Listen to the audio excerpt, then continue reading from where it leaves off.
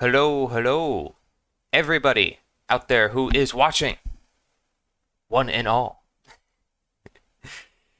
We are here, the Liberator 2 Showcase Day 2.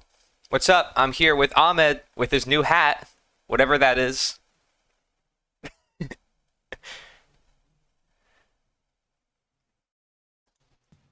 See if I could do it. Nope. I don't. It was working like 2 seconds ago, I promise. Hey, I don't know Law if of it's the 'cause of Earth, light or what. Phoenix, welcome in the YouTube chat, people on Twitch as well. Say hello in the chat if you're watching. Nice to see some new folks here on day 2. You know, we're going to have a lot of people coming in here. There's a lot of clips, man. We have so much to go through. Oh my gosh. I think it is working. You just can't see it well. People are still sending me things. Like, my goodness, people are still sending me things. And I'm keeping up with it. I'm like, I'm not denying it. I'm like, all right, I'll find a place for it. There's always somewhere. But we're gonna be going through a lot more today. And to start off today, we're going to do a trailer. A trailer for one of the big announcements that I have on the show. This is one of them. Not the biggest, because the biggest we save for the last day, of course. But this is rather big. So stay tuned. I'll just let it play. Here it is. The trailer for Health Revealed. Throughout history, the heavy hand of statism has left an indelible mark on public health. From ancient civilizations to modern societies, centralized power has often led to unintended consequences in healthcare. Our presentation, Health Revealed, explores this provocative question. Is statism a significant cause of illness and death? We'll journey through time, examining how government policies have shaped health outcomes. We'll uncover surprising connections between authoritarian control and public health crises. We'll also explore innovative and pioneering ways forward. Learn about decentralized healthcare models that empower individuals and communities.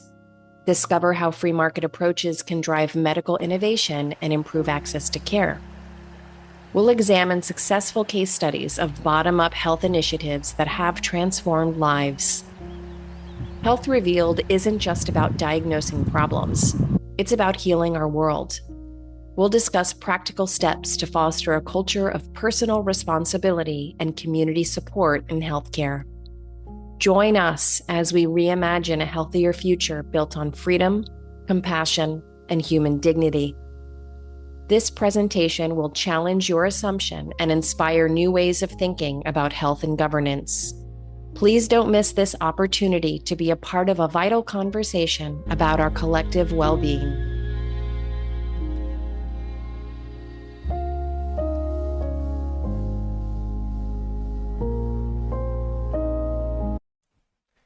All right, so there you have it. The trailer for Health Revealed.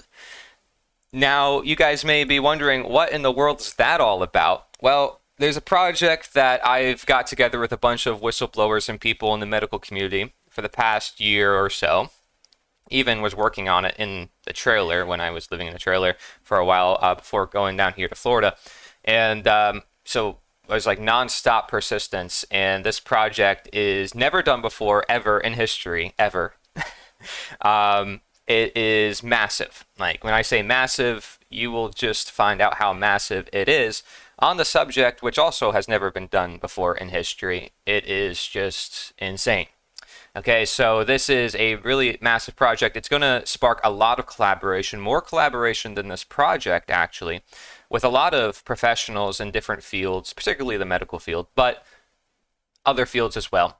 And it's going to naturally, I would say, draw their attention. We're going to make press kits. We're going to make media kits. We're going to do crazy outreach with it. So expect that coming soon, very soon, okay, in the coming weeks. But yeah, so anyways, how are you, Ahmed? Before we start the show, let's ramp up the energy. We were just talking about doing cocaine. No, I was kidding. But we're like, imagine if people heard us right now. We were just like joking around. But I mean, you know, I got tea and he's drinking some smoothie, which we don't know what's in it, right? I mean, It's a sweet potato smoothie. I mean, that's what he says. That's what he says. I'm not saying that there's cocaine in there. I'm not saying that there's not. That's all I'm saying. So there's sugar. But, you know, huh? So there's sugar, which is more more addicting than Corey. cocaine. Of course there is, Corey. And, you know, I'm just here today. Second day day 2. You That's know, right. we had to come back for a second one. That's You right. know, I'm going to be here tomorrow as well. And like I was teasing yesterday, I'll have a trailer for you guys on what we were doing at Galt's Landing as well.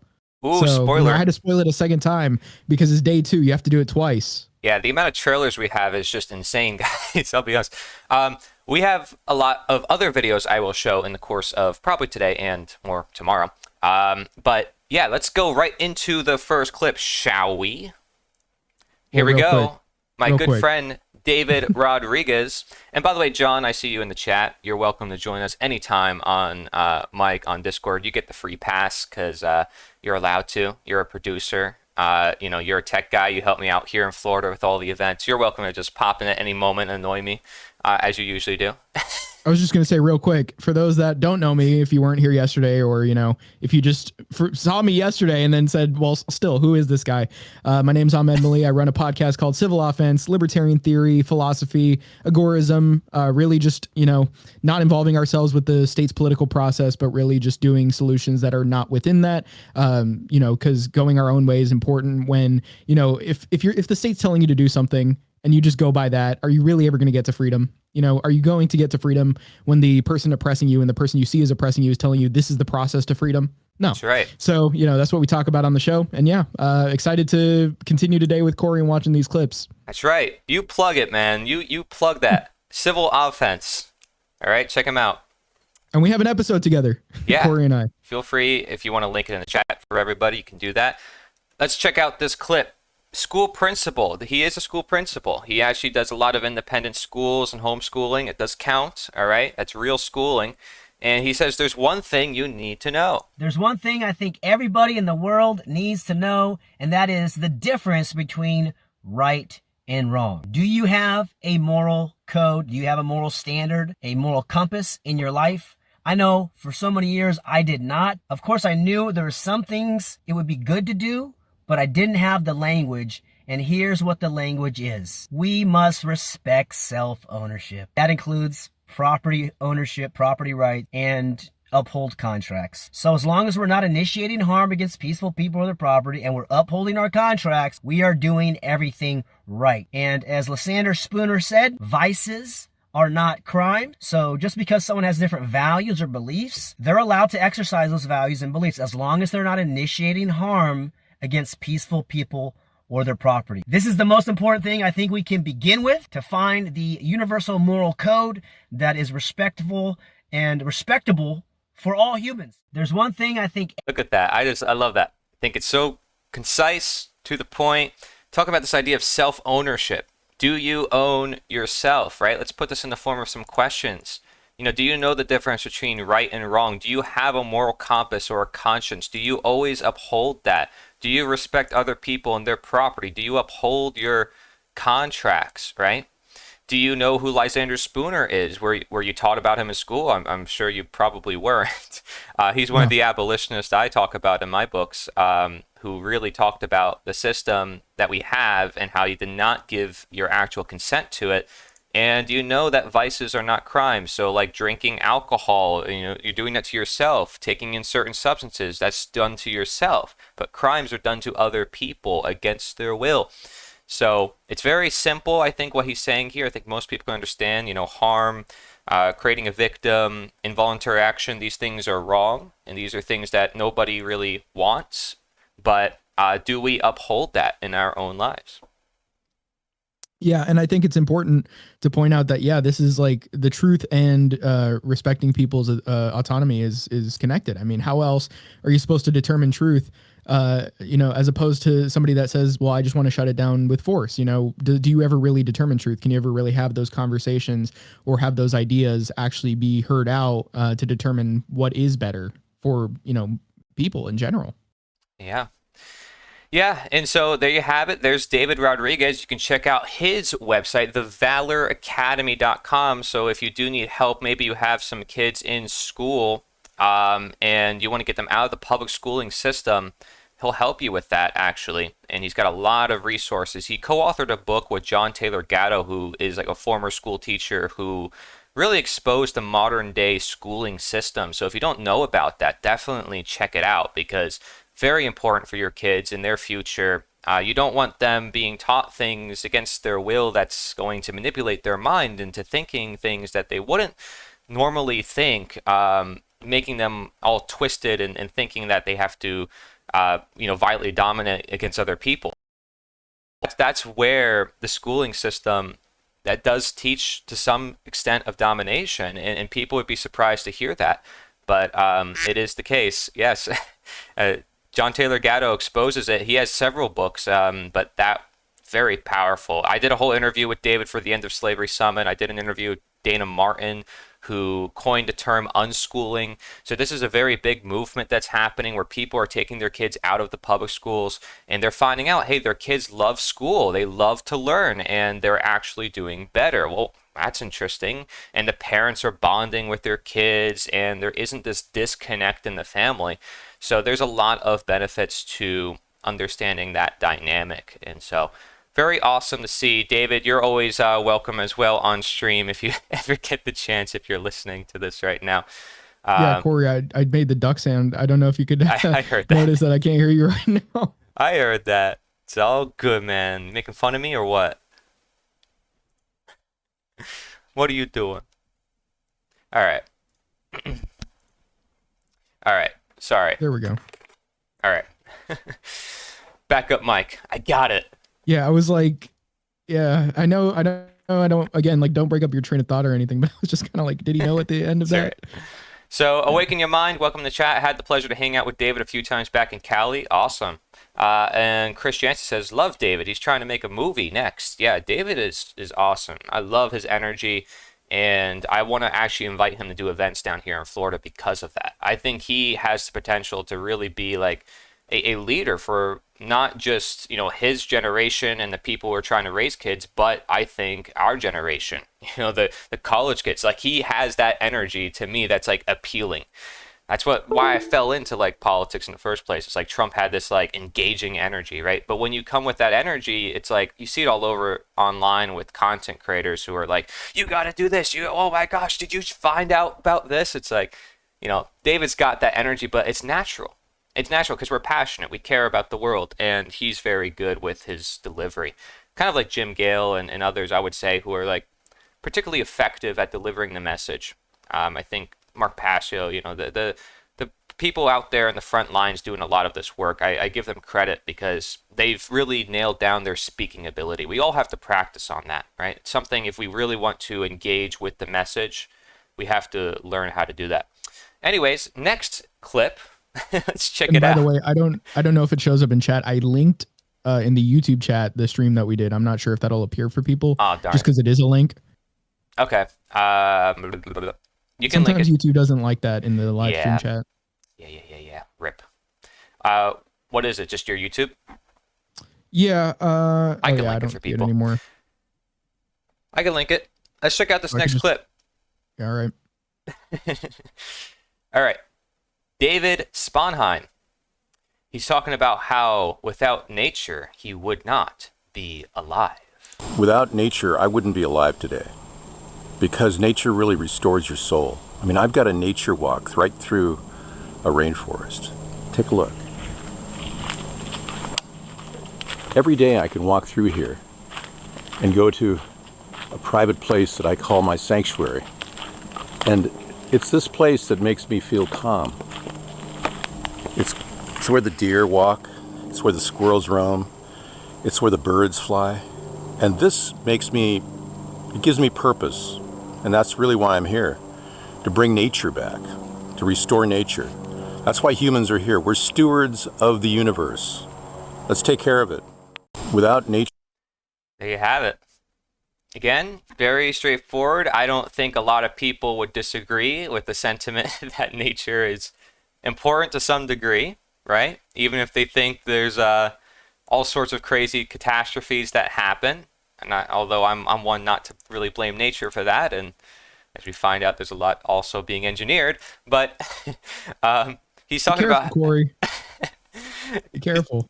What do you mean careful? What do I have to be careful about? It's possible. They have like over 100 U.S. patents on geoengineering. It's all public. Be careful on YouTube. Okay, fine. I'm sorry. Jeez. Anyways, David Sponheim, right? He's talking about how he's got this nature walk. He's got this place to like hang out in. Looks pretty cool, right? Look at that. Got some B-roll of look at that little like bench there, like what he's like cooking something there in the pot. Cool stuff. Yeah, so awesome to see. That's David Sponheim, everybody. Thank you for sending your clip. Awesome stuff. I just realized we just went from David to David. So now everybody's saying David in the chat. Nobody knows which David they're talking about. Well, that's my fault, but either way. I think it's because I have an alphabetical order. I was just going to add, you definitely feel the difference if you were to go out first thing in the morning versus not. I definitely feel the difference not having stepped on grass like pretty early in the morning as opposed to just staying indoors and not really having the same amount of like red light. Just staying under blue light, it doesn't feel good. If anything, the comparison like beforehand, when I guess you have like a lot of energy, of course, in your younger years, but I say it as if I'm old, but the idea being that you definitely, as you grow older, you feel the difference, like, no matter whether it's like, your 20s versus when you were a kid. And, you can definitely feel the difference a lot more when you're in a state of like having known what the other side of it's like, and so when you have that energy that you feel going outside, it's kind of like you're just being deprived of something when you don't do it. Yeah. Absolutely. It's vitamin N, vitamin nature. People have like different terms for it, like vitamin L is vitamin love, right?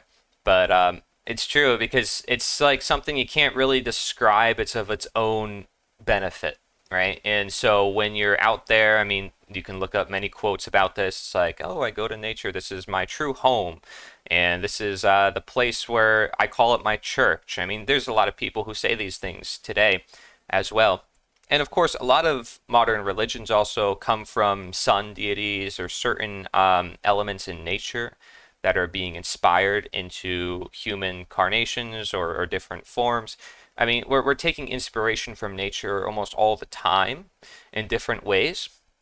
So when we recognize that, that can be a very powerful tool, right? I put the sun behind like the NITA logo that I run. Nature is the answer. Like that sun is usually represents like enlightenment. You'll notice like on gas stations and credit card companies, they'll put the sun as their logo as if it's like a source of life, which is an interesting unconscious symbolism just to be aware of. It's like Luke Oil and all these different companies have like blood and different things part of their logo. It's like very interesting because it's like, we're dependent on some of these companies for their services, and maybe some of the symbolism is feeding messages to our subconscious. And again, these are just questions. You don't have to agree with me.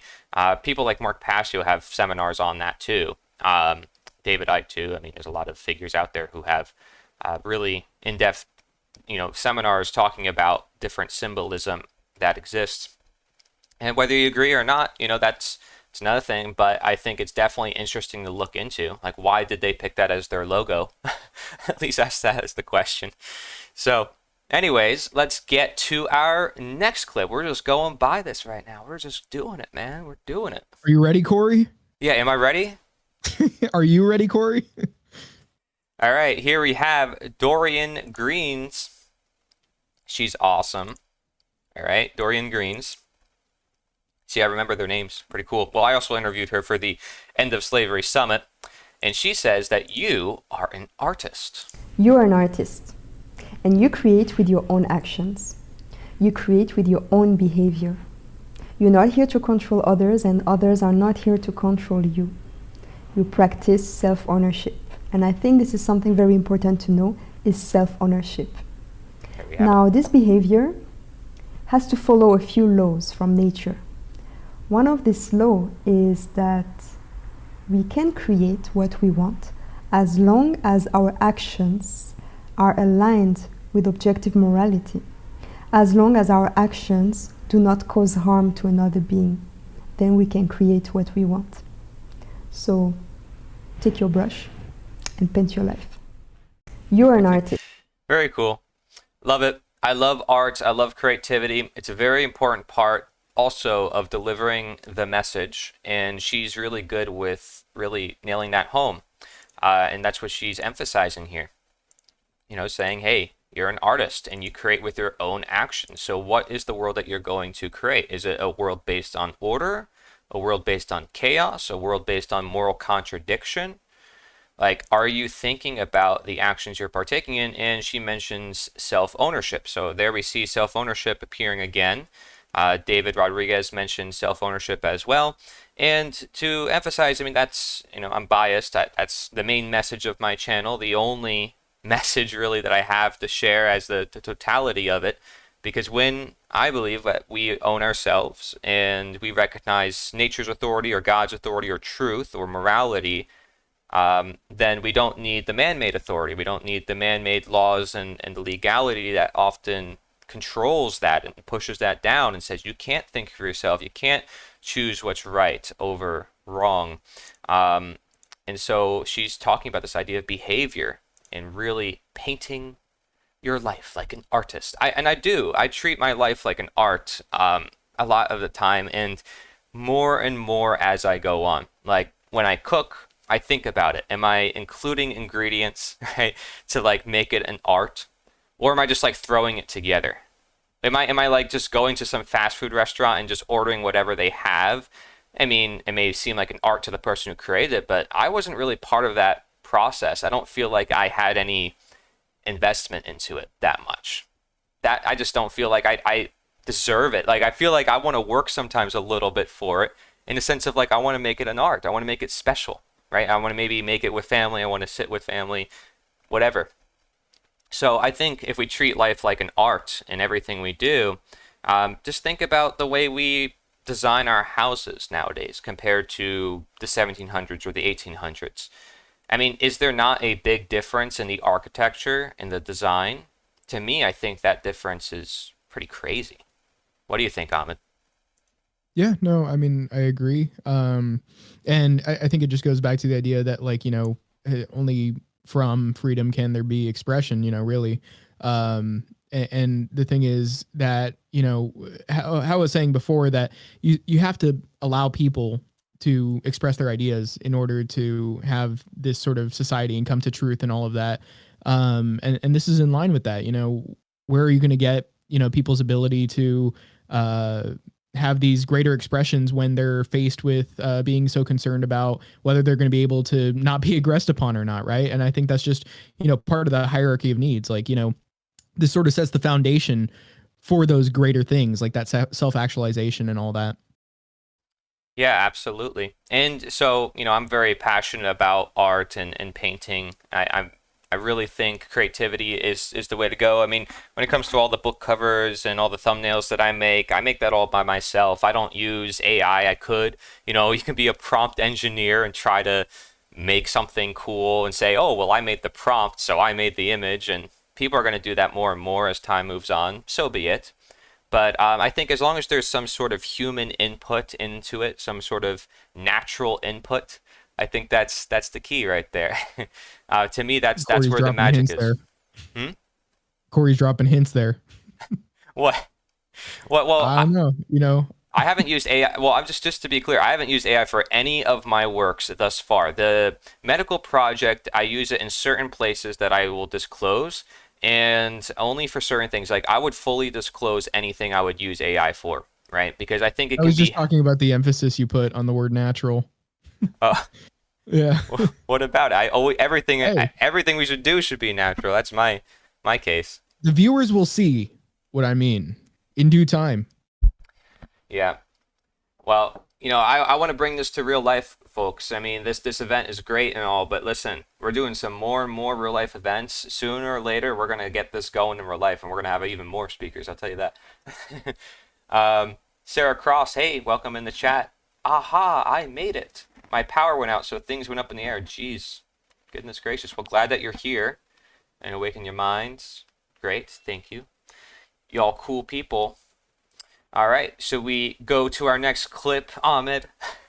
Corey, I would never stop you from going to the next clip. All right. Well, let's see here. I got to see if, who is next? Humana. All right. We have somebody. Dr. Mr. Dr. Professor Patrick. Dr. Dustin Plattner. Sorry, that was a SpongeBob reference. Nobody's going to get that. Dr. Dustin Plattner, and he has some great resources for us, and he even edited his video a little bit. I always appreciate that too, although I make edits accordingly if I need to make it down to 1 minute. But let's check this out, shall we? We shall. As if you hear the birds screaming in the background, let's just ignore that. All right, let's go. Let's check I this didn't out. hear anything. Oh, The I most heard that. I heard important that. thing someone needs to know is understanding their own self-loathing. Self-loathing means self-hatred. Things you hate about yourself, you want to cover up, as self-loathing makes you feel small, insignificant, and less powerful. And this can lead to many problems and chaos in your adult life externally. More sinister is government individuals love preying off people with high self-loathing. And this is bad for everyone. So, to help you move into peace and well-being and freedom from government violence, begin to understand your own self-loathing, where it comes from, and the journey to heal from it. Thank you so much. My name is Dr. Dustin Plattner. My website is freeasabove.xyz. The most important. Cool stuff. And yeah, he managed to fit in that website there, so I was like, awesome, into the 1 minute. But yeah, freeasabove.xyz, cool stuff. And he also shares with us his private practices, drdustinplattner.com. They're on the screen for you guys. But yeah, so self-loathing, this is a newer topic that's being brought up now, right? And again, we've talked about psychology a little bit on our day 1 live stream, talking about this idea of trauma-based mind control. And it really shuts people down. It keeps people restricted. Well, when we're in self-loathing or we're in fear, we're in these negative emotions, we may say, they tend to constrict us. They tend to not allow us to expand on our knowledge and try to evaluate our behavior. They tend to push us down and look at our value as if we're less than other people, and sometimes we treat ourselves as that, or we start projecting that to others, and we see that in the world today. So what do you think, Ahmed, about this idea of self-loathing, and as opposed to self-loathing, self-respect? Yeah, it's definitely easier to prey on people that have insecurities, especially when they let those insecurities dominate their life, because people do get insecure about things. But when you sort of let that control you and what you do, it's definitely easier to guide people's decisions, because imagine somebody points out something about you that you don't like. That's going to influence your behavior to try and fix that any way you can. If somebody comes in and says, well, hey, I have a solution for you, but it's not really something that'll make your life better, but it gives them more control over you, you're still going to be a lot more blinded to that and more willing to give up something of yourself to them or something that you value in order to fix that insecurity for yourself. And I mean, in a lot of ways, politics is getting people to sort of just have something that they feel like they can care about. Perhaps people are insecure about the fact that, they don't have much passion in their life. Like they've been robbed of that because of the way society is structured. Politics gives them something to say, hey, are you insecure about that? Well, here's something that you can seem like you care about and seem like you're knowledgeable about, seem like you're informed about, right? Yeah. They really want you to get sucked into it. I think that's one of the ways they can definitely do that. And politicians, that's their strategy. I would say, like state propaganda in general. Yeah. They prey on that in order to continue pushing their narrative. Yeah. Yeah, it's crazy because these negative emotions are preyed upon by these systems. I mean, again, we can look at World War II as an example, since it's near history. And you see there's propaganda ministers who are working behind the scenes, and this is all public now, using certain symbolism, using different techniques to control the populace. And this is not like me like saying this is true. I mean, this is mainstream history at this point, now that it's happened. But there's some of it's still happening now that we're not going to uncover until later. So, us mentioning it now, people are going to be skeptical until it starts being the consensus later. But it starts with you recognizing it now. This is how history sort of happens. People are always in denial of those who speak up about the problems. And then those people who speak up about the problems end up being correct, like a century later. And it's like, oh, well, There was a bunch of people warning everybody, but they just were being ignored and they weren't listened to. Why is that? Is there some sort of mind control going on? Is there some sort of self-loathing? What's the underlying psychological mechanisms? And again, that medical project trailer I played for you guys before in the show, I mean, it's like basically detailing exactly this, but in massive detail, like as much as you can ask for on the topic. So we have our first guest coming on to the show today, and her name is Lynn Thompson. And she goes by a different name here on Discord, I see. But I think she's ready to join us, so let's bring her on the stream. Hello, Lynn. Do you hear us? Hello, hello. Oh, there she is.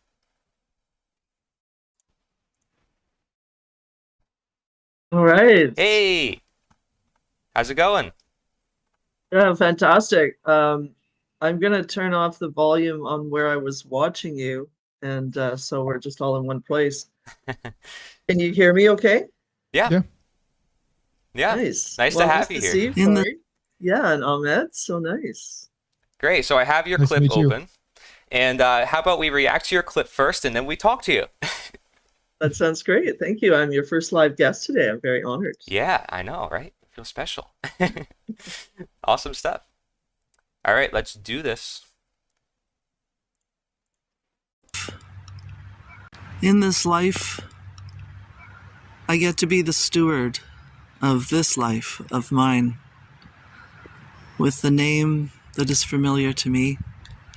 And sometimes somebody will say to me, oh, you know, same old, same old. And it's that lull into familiarity that snags us at different times. And yet every day is a gift, a new opportunity to be the best of ourselves.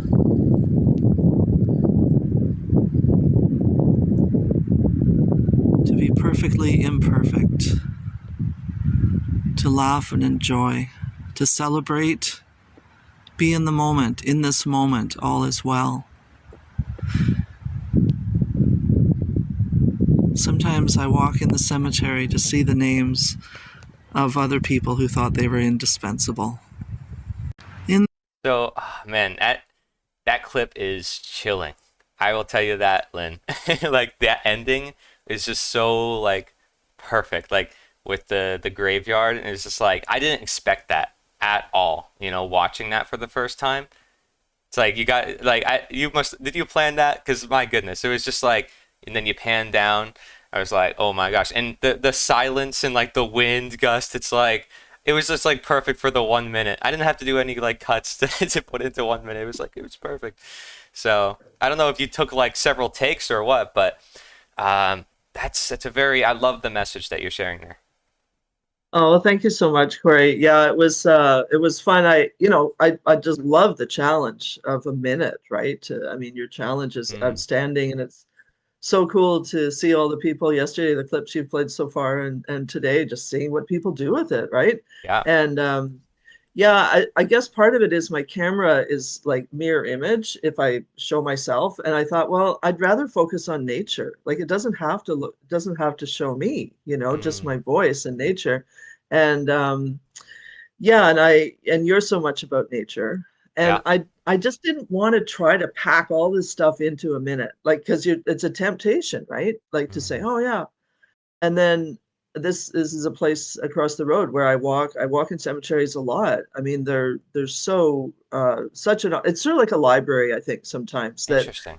people, it's where you're supposed to be quiet and not bother anybody, right? So you can just kind of be there. And so I just thought it would be cool, yeah, to focus on this gorgeous tree that's in there and then pan down to that. So I was really happy that you were so surprised. And hopefully other people find that insightful too. And yeah, I remember years ago somebody saying, anytime you feel indispensable and like nobody can do it like you can, just walk through and read the names of people in a cemetery who thought the same thing about themselves, because somebody had to take it on from them, right?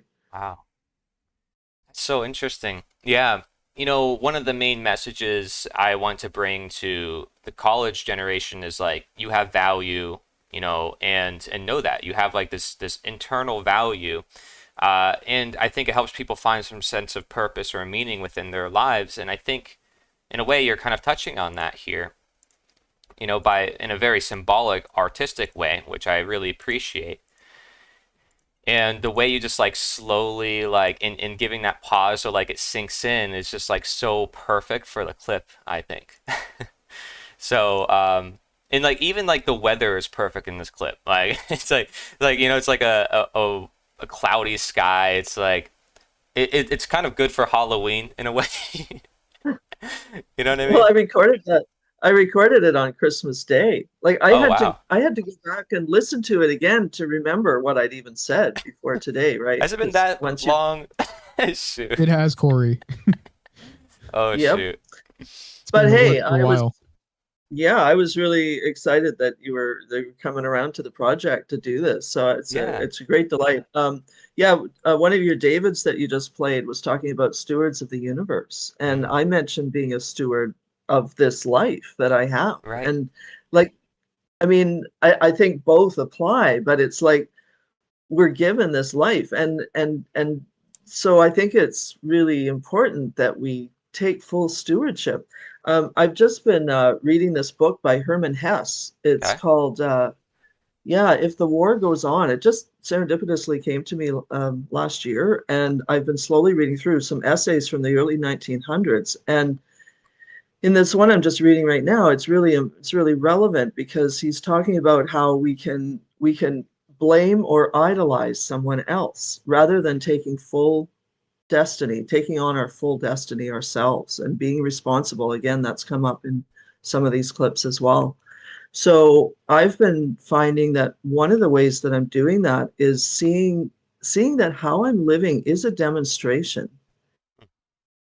How each of us does things is a demonstration. And if we see the responsibility of that and the excitement of that we're doing what we get to do. And like every day we're just faced with so many choices, big and small. And how we take those on really shows us up, you know? Yeah. And I'm all about, you're right, making it like whatever I'm doing, trying to make it fun, trying to, and like I said before, try to make everything like an art. To me, that's what makes it more of a challenge in a way. It's like I invite it because it actually increases the quality of the product in a way. Yeah, and I mentioned the being the best of ourselves, and that's what you're doing. In all of these projects, you're taking on so much with different people and Oh, stop. Oh, collaborations. don't boost my ego. Tell us about your podcast, right? Because Yes. you have a podcast, it's on the Podbean website, right? It's called the On Purpose podcast. I've linked it in the chat for everybody. Oh, great, thanks. Yeah, and I dropped into a chat somewhere the link to the time that you were on as my guest. Cool. Thank you. Yeah, the main one is the On Purpose podcast.podbean.com. Yeah. Yeah. And so I've been doing that for 20 years. Wow. I've hit the 20-year mark. Yeah, it was Incredible. a live radio show for 4 years, and now it's been a podcast on various channels, and that's where it is for the last 4 years. Yeah. I really enjoyed being on your podcast. I love having like people, like several people to talk to and like just create a discussion. That's like my favorite thing. I'm not always a fan of like doing like one-on-one type of things. I love having like an open discussion. To me, that's like one of my most favorite things to do. So I love Yeah. the format you do, and also for introducing me to some of the other people there. I made some That's great. connections after that. Yeah, good. Yeah, yeah. It was a lively one, and we actually Laura did a sampler, right, of the minute. Yes. Yeah, and that's in this event. Spoiler. I'm looking forward to it. Yeah. Yep. Um, She did. so She's incredible, by the way. yeah, she's got an amazing energy. So I'm glad you guys have connected. That's really awesome. So the other element in that piece was the silence, right? And the Hmm. stillness, Yes. and just all is well in this moment. And because we can get so bombarded with all these things going on and trying to imagine what the chaos must be like. But meanwhile, somebody has to imagine the silence, right? Somebody has to imagine being still. Yeah. Yeah, and that goes back to our very first like interview on the show, day one, right? Was about presence, and I think it was a good way to start off the show, frankly, because in order to watch it, in order to understand it and listen to the speakers, you have to be present and silent in your own head, because someone who might be completely new to this knowledge would be like, oh, can't be true, or something someone might say, it might offend them or cause some sort of reaction. Something I've always appreciated about you and your work is like you were open to talking with me, and I was like, I came from a whole different, like, I didn't know, like, going to your podcast for the first time, like, I don't know how I'd fit in, right? Like, I don't know what audience I'm speaking to, but I love to reach out to different audiences. To me, like, that's what we got to do, right? Yeah, for sure. Oh, it was really awesome to hear from you. Well,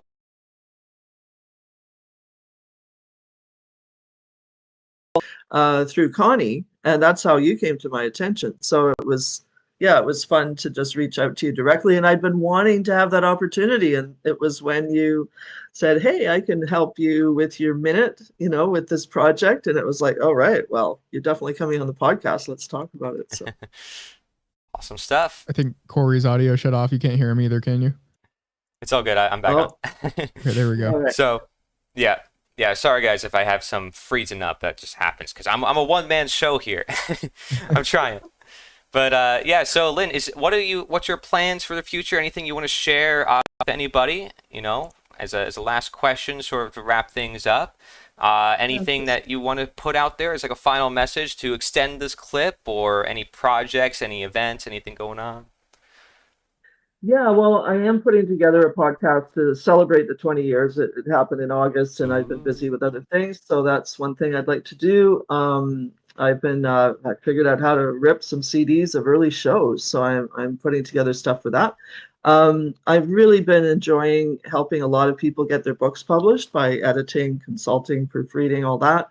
So that continues. And I've also started consulting with people who are needing help, or an ear and feedback for putting together short presentations, for their wording and their delivery. And I'm so enjoying that. That's really fun.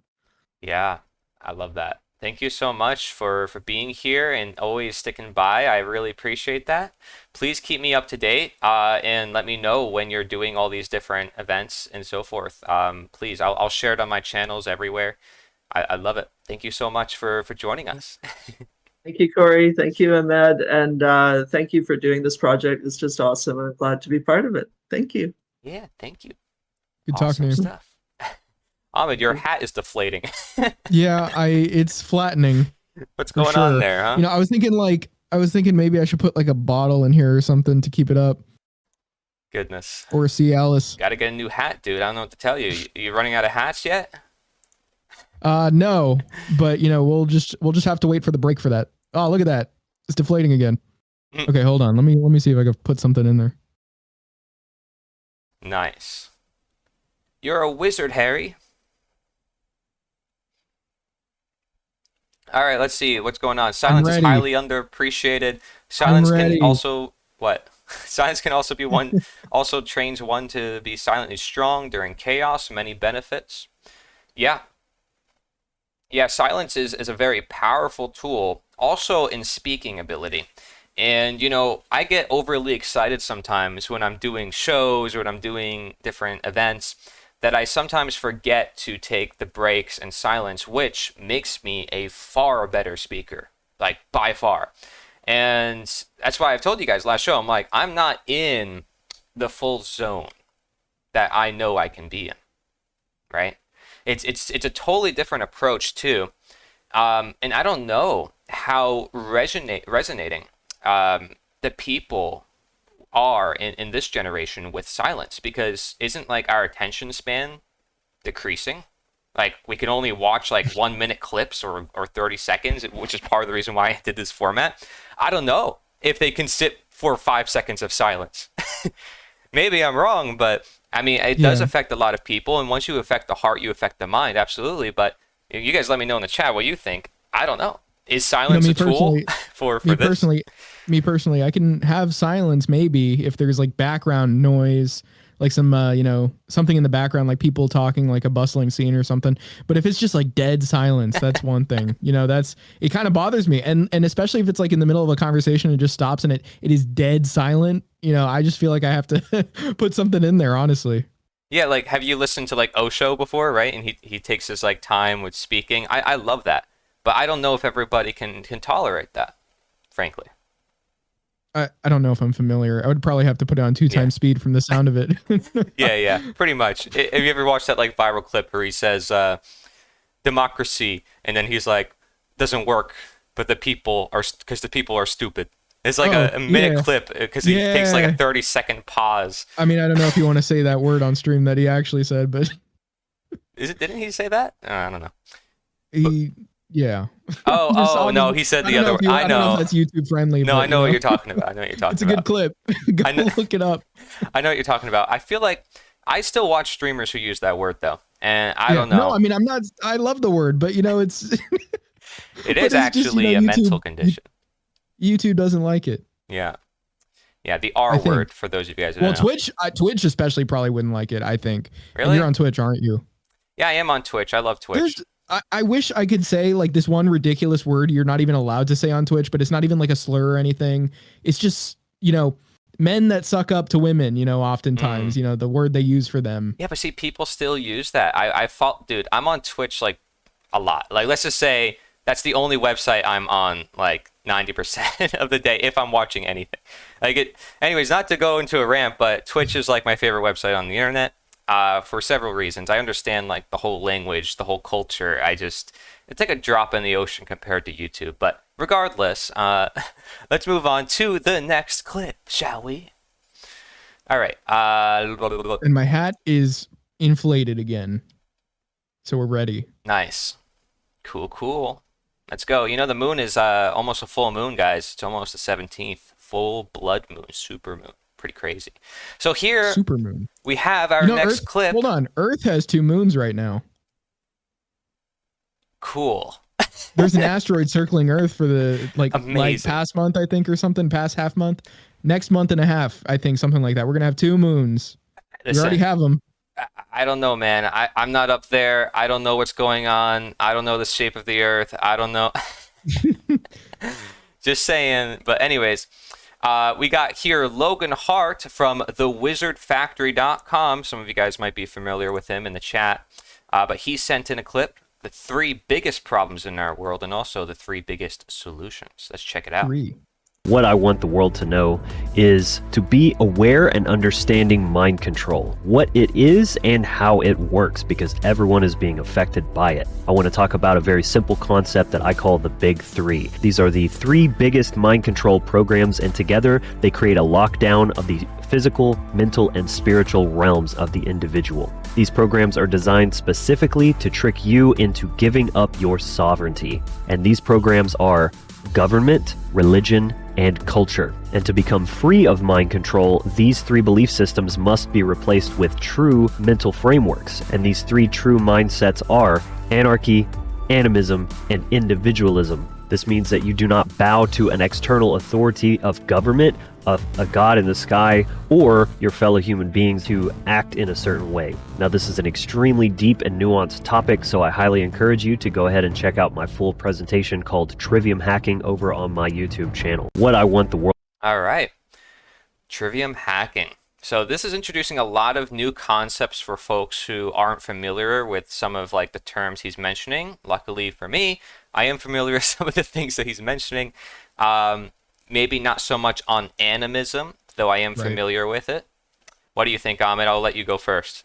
I'm not familiar with animism, but I was just going to say, like, it definitely makes sense. What I can agree with is that a lot of these sort of societal institutions, I would especially agree with the state and religion aspects of it, but as opposed to culture necessarily, I have maybe a bit of a more contention of maybe how that's being defined probably, or just how perhaps that would work in practice. But definitely any sort of imposition of, obviously we agree going wrong, but any sort of attempt to control people to the extent that, not only is it that, we have some sort of standards for maybe even beyond, what you're able to sort of believe, right?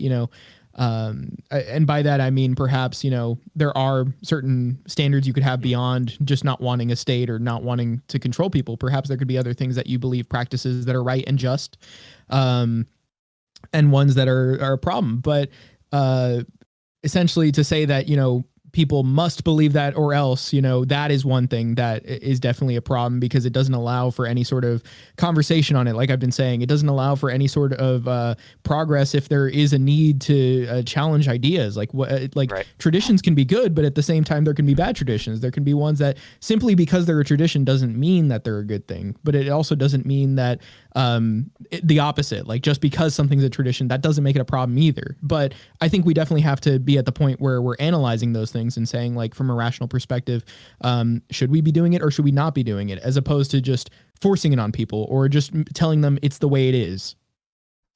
Yeah. Yeah. And these ideas, I think Logan would probably say that, they're to help people question things in their reality and open up, because he starts off with this idea of mind control. And he's saying there are three mechanisms by which people are mind controlled. And, he's saying they're affecting the physical, mental, and spiritual realms, right? So, like, what does spiritual mean? Because I think most people know what mental and physical is, but what is spiritual, right? It's like beyond physical, or it's intertwined with the physical, right? This is where, people are going to start asking a lot more questions, I would say. And so he says government, religion, and culture are the three biggest control mechanisms. And you can see how some of these actually intertwine with each other, right? And somebody mentioned in the chat, culture and cult. These words kind of sometimes work like that. But religion, religare, which means to bind or control, or religio, which means to bring together. But, for what purpose? Governmente, mind control, or maybe not. Maybe it just means, again, people coming together. Some people differentiate government versus the state, to make a differentiation between, like, people voluntarily coming together and people involuntarily coming together and imposing their will on others.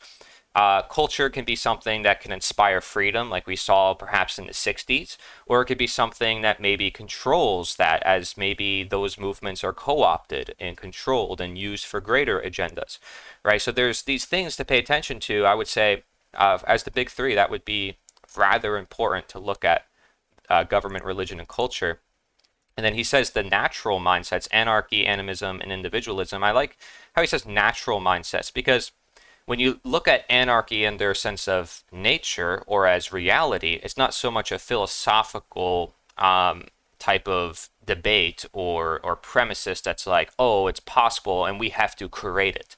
Are we really creating something if it's natural, or if it's reality, or are we just allowing it? Are we just saying we accept it? If anarchy is reality in the sense that we own ourselves naturally and that nobody else rules over us naturally, then, that's it. That's what it is. And it doesn't need to necessarily be said. We don't need to identify with it. We don't need to have all sorts of different colors and say we are this or that. I'm an anarchist, I'm an animist, or I'm an individualist. It's like, yeah, you're an individual. So are you an individualist? It's like, oh, you're social. So are you a socialist? And, it starts like getting into the waters of, like, people start making words for almost everything. But individualism was like a movement in the 1800s as well, with abolitionism and emphasizing the individual having control of themselves over this idea of you have to give away your responsibility, give away your self-ownership to somebody else that proclaims or presumes to rule over you. Animism is usually referring to religion, actually, but a natural form of religion, where it's like the roots to religion. So what people believing or having faith in something higher than themselves, or also within themselves, that gives them animation, right? Animation. That's where the word animism comes from. So it's what gives them life, spirit, you may call it, right? Source, nature. There's a lot of words to describe God. And so animism is kind of like the roots to that. Now, this is from my understanding of it. And if Logan, checks us out in the chat later, or, wants to provide more input, he can do that. But Everybody, if you want to learn more, he says he talks about it in his presentation, Trivium Hacking. So be sure to check it out. His channel is The Wizard Factory. All right, so that's on all platforms as well as thewizardfactory.com. All right, cool stuff. Any further thoughts, Ahmed? Not really. I was just looking up animism. I was seeing that it, I mean, this is just the Wikipedia definition. I don't know if that's what's being discussed here, but just that objects, places, and creatures all possess a distinct spiritual essence. Animals, plants, rocks, rivers, weather systems, human handiwork, and in some cases, words as being animated, having agency and free will. There you go. Yeah, so it's a very interesting phenomenon. I think I've actually seen documentaries talking about that idea of like it's the roots to religion. So definitely something to check out. Logan's very comprehensive, very detailed with his works, always looking like a Viking as usual. So good on you, Logan. I love it. I love Norse type of what they call mythology, you know, Norse culture and the ancient Northern Europe. Pretty cool, you know, Vikings and all that jazz. Pretty cool stuff. Anyways, I love all cultures, frankly. Anyways, let's go to the next clip before our next guest arrives. Let's check it out. Shall we? Should we? Ahmed, are you ready? Shall. We shall. All right, let's check this out. Leslie Powers, who, by the way, is part of the medical project for the trailer that you saw in the beginning of the show. Spoiler. Let's check it out.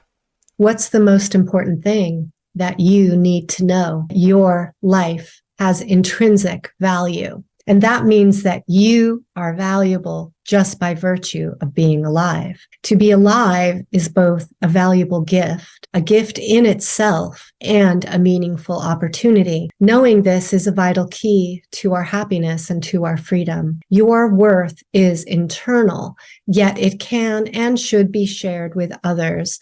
And your worth is honored by being treated as valuable. We share our value through sharing our time, energy, care, and attention. Sometimes our recognition of someone's value is to leave them alone, to let them make their own choices, to support them while allowing them to be free. To value life is to value freedom. With your opportunity to live on this earth, you have repeated choices, and what you choose matters. What's the most Oh, so good.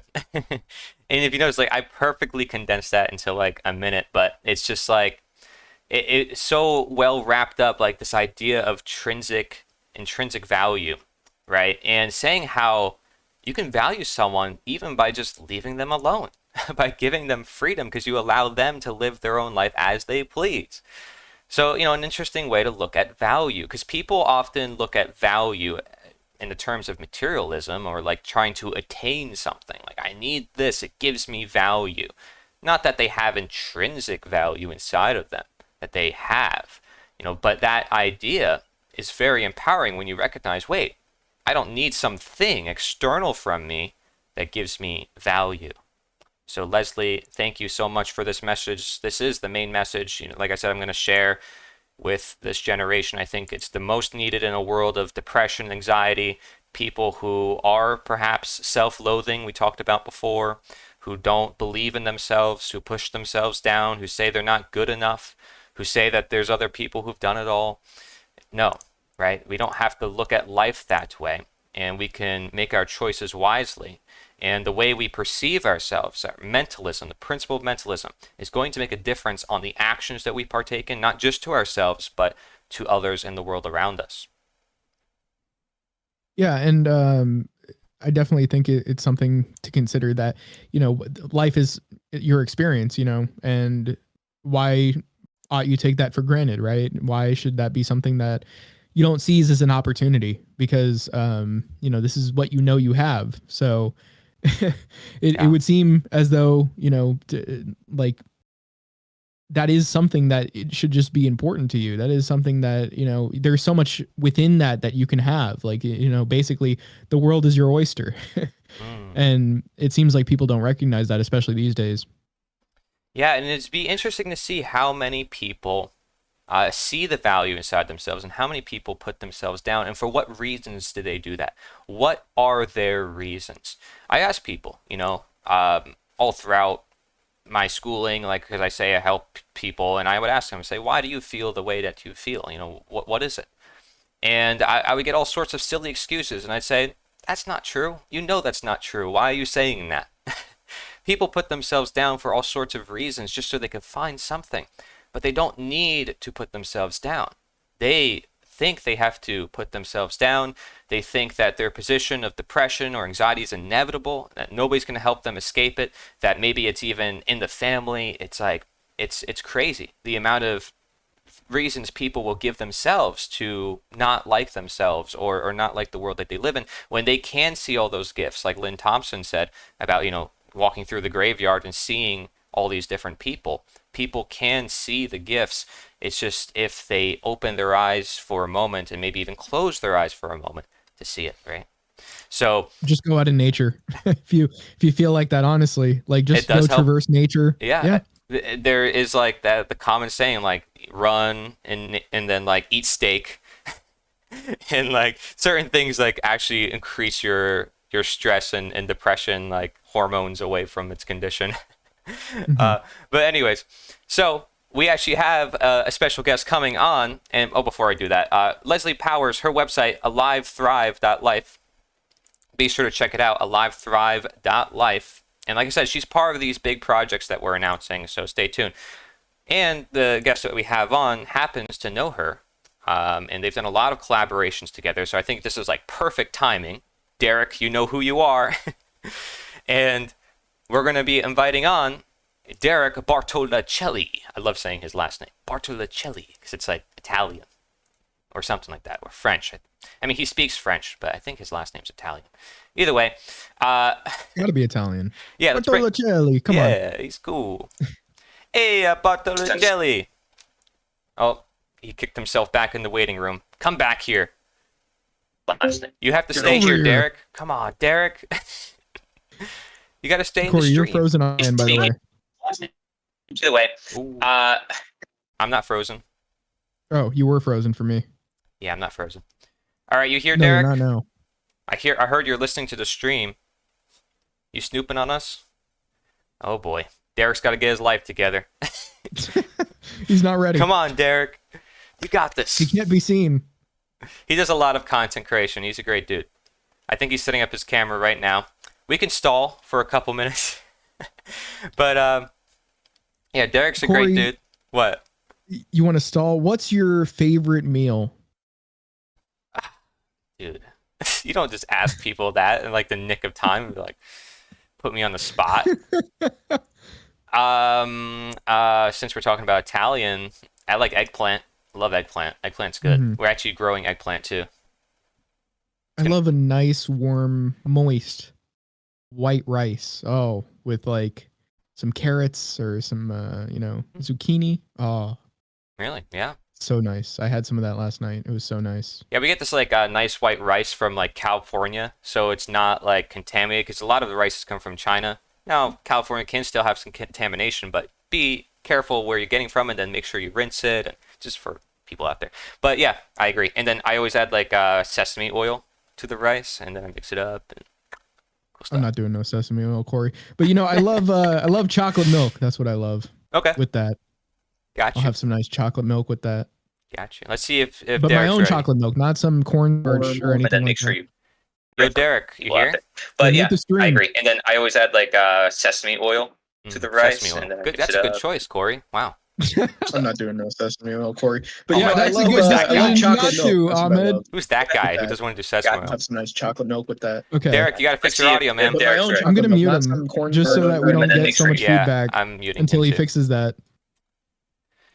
Okay. Sorry, I don't see Derek. his camera yet. You'll have to let us know in the chat when you're ready. You gotta mute the stream, man. You gotta you can't have them both playing at the same time. That's too much. It's overload. It's all good. So let us know when you're ready, Derek, and then we'll bring you on. Let's watch another clip for now. How about that? Wait, who's Derek though? He's awakening your mind in a chat. Okay, yeah, he said Discord is whack. I'm in the waiting room. Yeah. So I don't know what's going on his end. When he's ready, we'll bring him back in. How about we watch another clip for now? Yeah, let's do that. See, we got a backup plan. We're good. All right. Here we have Leanne. Leanne Venier. I think I'm saying her name right. Again, I'm butchering these names sometimes, so I'm sorry. But her website is leannevenier.com. I was very glad to connect with her. And some of you guys might know that I was on Mike Adams and his show, The Health Ranger. And she is also from Austin, Texas, and she knows Mike, and she's done a lot of medical research for the past 20, 30 years. She'll probably be involved with the medical project that I have going on. But she sent me an interview that she did, and she's like, I want you to clip this one part. And I'm like, all right, I'll do it. And it was a bit of a challenge, but I managed to do it. So her story is very interesting indeed. Let's check it out. Nobody had ever even thought to cross connect before, and validating the science of light therapy for the masses in the medical community, bringing in hard science, hard research, but connecting it with, the biophotonics research that's been going on, plant growing, the electromagnetic spectrum, physics, how sunlight, has all of these color frequencies within it, then evolution and all of that. And then back then, when people didn't know anything about blue light and the fact that these LED screens emit high percentages of blue light and how it can throw off your circadian rhythm, all of that was brand new information when I was teaching about it. Like, nobody knew. And then it just started getting picked up by bloggers and then influencers and spreading. But I was doing a lot of interviews back then as well, magazine interviews and television and international and nationally syndicated radio. And so just kind of spreading the information that way organically. I wasn't ever going out and promoting any of this. Nobody had ever even thought. So, this is, we want to showcase people's work. That's why this is a showcase event. And she's doing a lot of amazing research and technology regarding light medicine. And so she's saying that she's one of the only few who was promoting this back in the day, right? And there's a lot of modalities that are stuff people have never really heard of. And she's just one of these individuals who I meet and I'm just like, wow, for the knowledge and the expertise that they have. And she's saying yeah, I was doing this when nobody else was doing it. And I was just sharing organically. And then next thing you know, all these people are starting to talk about it. And now it becomes like an internet phenomenon. And it's just something to say, because a lot of the ideas that we share in the show, some of them get to that point where the internet starts talking about it, and there's certain events in history that happen and people start being like, oh, wow, I really got to pay attention to that. Like, now there's these terms like biohacking, right? And there's all sorts of techniques and therapies people have invented, like red light therapy, that weren't around that long, even though, of course, they were around forever in a sense, but also they just weren't understood by people. They weren't actually officialized as a therapy, or they weren't brought to the mainstream. And now everybody generally knows, now they have red glasses to prevent the blue light. Now they have the settings on your computers so you can reduce the red light.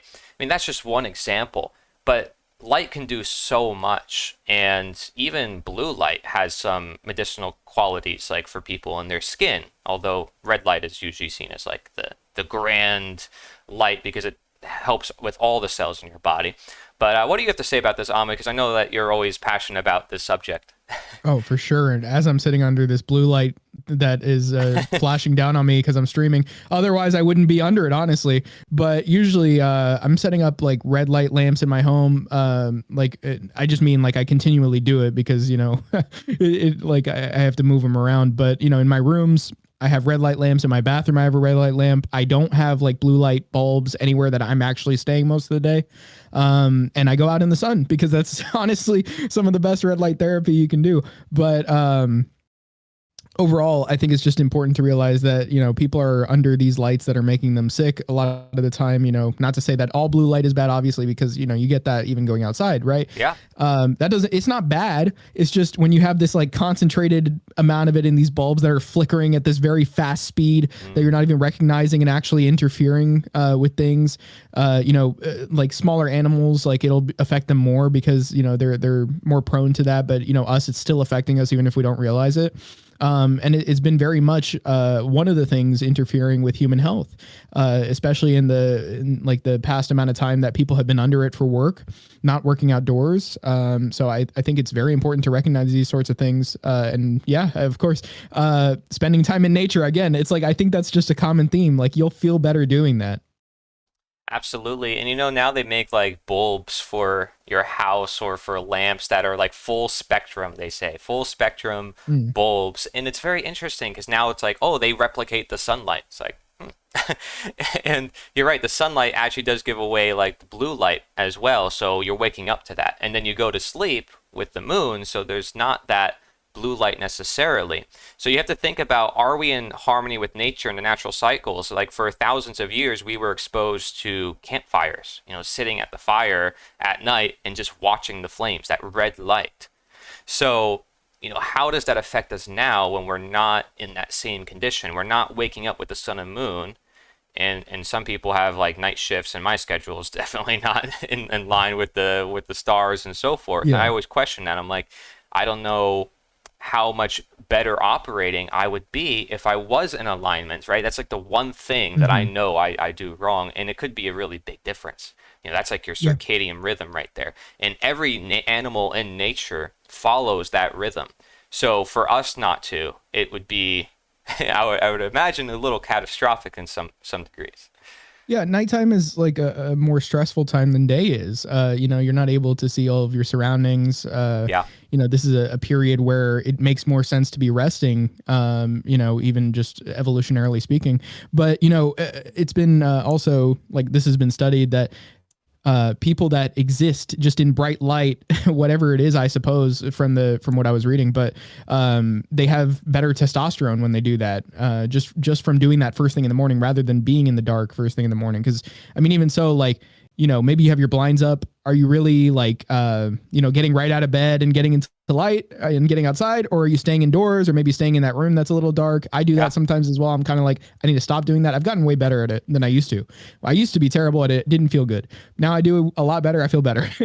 But are you spending most of your day under a roof or like, not with much light in your house, and it's, causing you to feel like your body to feel like it's a dark period of time where it's like winter or something, causing you to go into a lower thyroid state?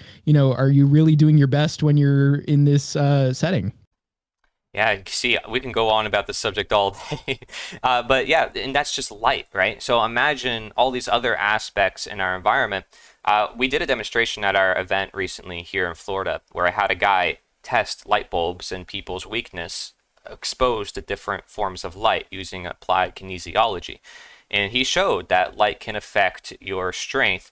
And so, DK Spiracy, you're saying it's the spraying in the environment. Well, there's a lot of other factors too. It's the light. And so, that might play a role as well. Absolutely. Anything that happens in our environment, I'm sure plays a role to some degree, but we have to pay attention to pretty much everything. So that's why some people get really paranoid. The conspiracy theorists are called the paranoid people, but how paranoid do you want to be? Or are you rather just present and allowing things to flow and paying attention to everything in your environment step by step on the way? Because if you're doing it step by step and you're changing your diet step by step, your lifestyle step by step, and you're not doing it necessarily all at once, taking all these hard approaches and doing drastic things, then it's not going to be that crazy stressful thing to do. So I'd love to hear your thoughts on all that, and I appreciate Ahmed for that cool little conversation. Let's move to the next clip. Yeah. Do we want to bring Derek back in and see if he's good? I see like he has that camera icon. Here, I'm going to add him in the chat, and I'm going to say, yo, you ready? And then if he's ready, then we could bring him on. And if he's not ready, then we'll move on. All right. That rhymed. Well, it's the same word. All right. Moving on here to the next clip. Laura Hamilton. I love her last name because it's like, a Victorian last name, Hamilton. and I'll link her YouTube channel for you guys as well. She had as well a clip from that podcast we mentioned earlier with Lynn Thompson. It was in that podcast. She said, "Oh, Corey, you're doing this event with like 1-minute clips. I want you, Laura, to do a clip right now, like on the spot." So she did this on the spot, and I didn't do any cuts for this video, and it's perfectly within 1 minute. Okay, so just witness this amazing art.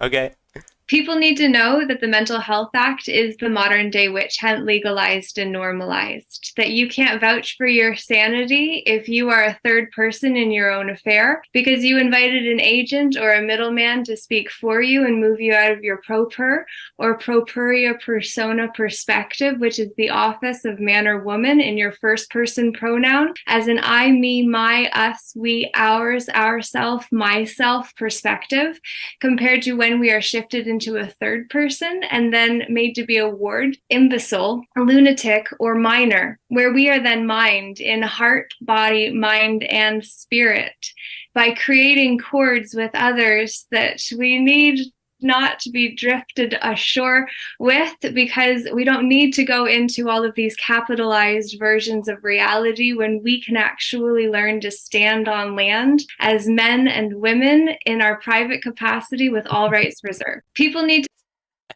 to. So, let's see. I'm just going to put the spot on Ahmed. Do you understand that? Yeah, I think it would be best to break it down a bit because it is a little bit unfamiliar, but yeah. Yeah. So yes, and I think some folks maybe don't understand this. Gov Corp Watch in the chat definitely understands this. I'll tell you that. And maybe when we have him on, if you want to come on the show at some point, you can describe this for us because you'd probably be pretty good for that. But this is like common law language, and we might have a few of that in the show here, and they might get mentioned here and there. Folks who are using paperwork to get out of the system, folks who are using certain terminology, filing certain things, they're often called sovereign citizens and different groups among those lines. Some of them don't call themselves that because it's a contradiction of terms. And there's a lot of different groups that utilize that language and that terminology. Personally, I've been very outspoken and critical of those groups, but I still, allow them in my events. I still network with them because they're still freedom-minded. They're great people, and I think their intentions are still pretty much the same as ours. When it comes to understanding self-ownership and morality and psychology, it's just that they add an extra layer to that, and they're saying, "Hey, how do we apply this in the current system now?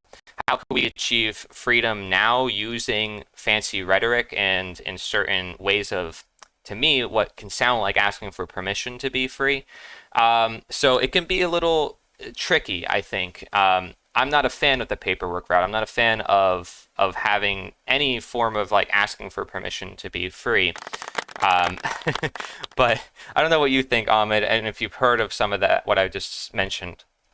Did you not just hear the clap, Corey? Yeah, I heard that.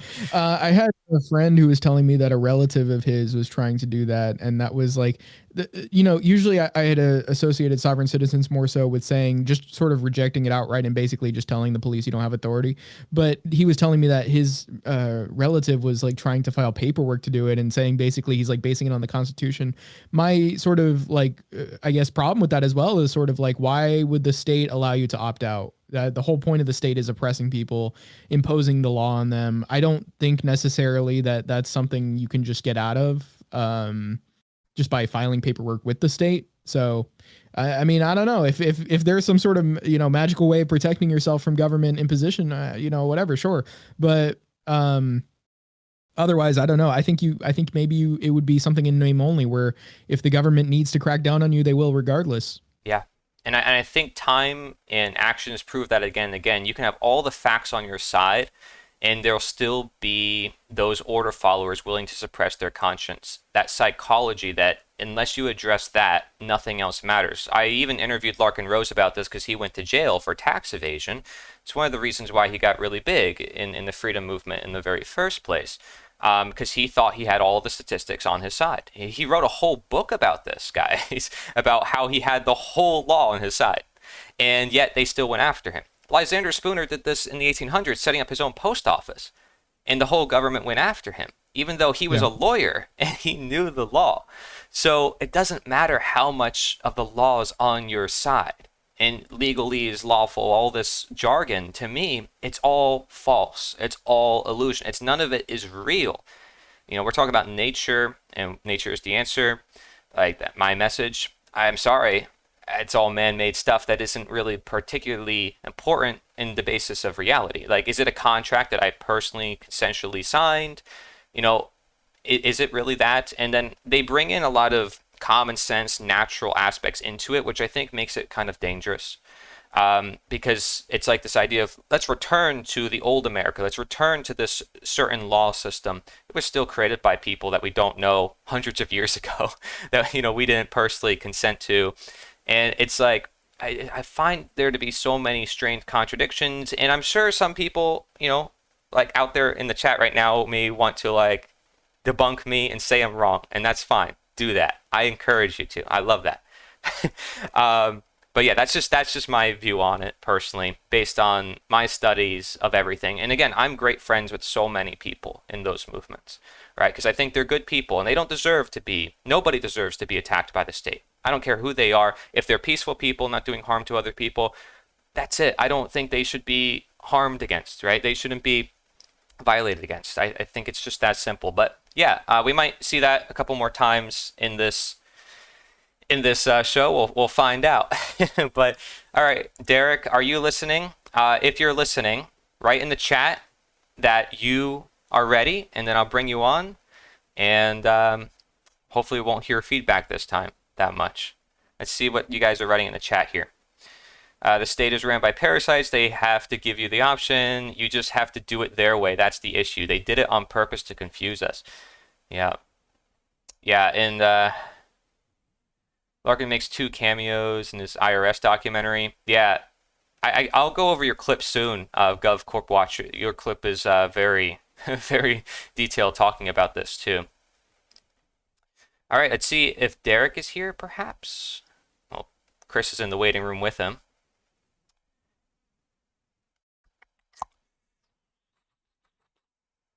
Let's see, could we get Derek in here? I'm going to try it. I'm doing it. Derek? Derek? Yes. Hello. He's here. Oh my goodness. He's still muted. Yeah. No, he's here. I hear him. Put on your camera if you want. If you don't want to, that's fine too.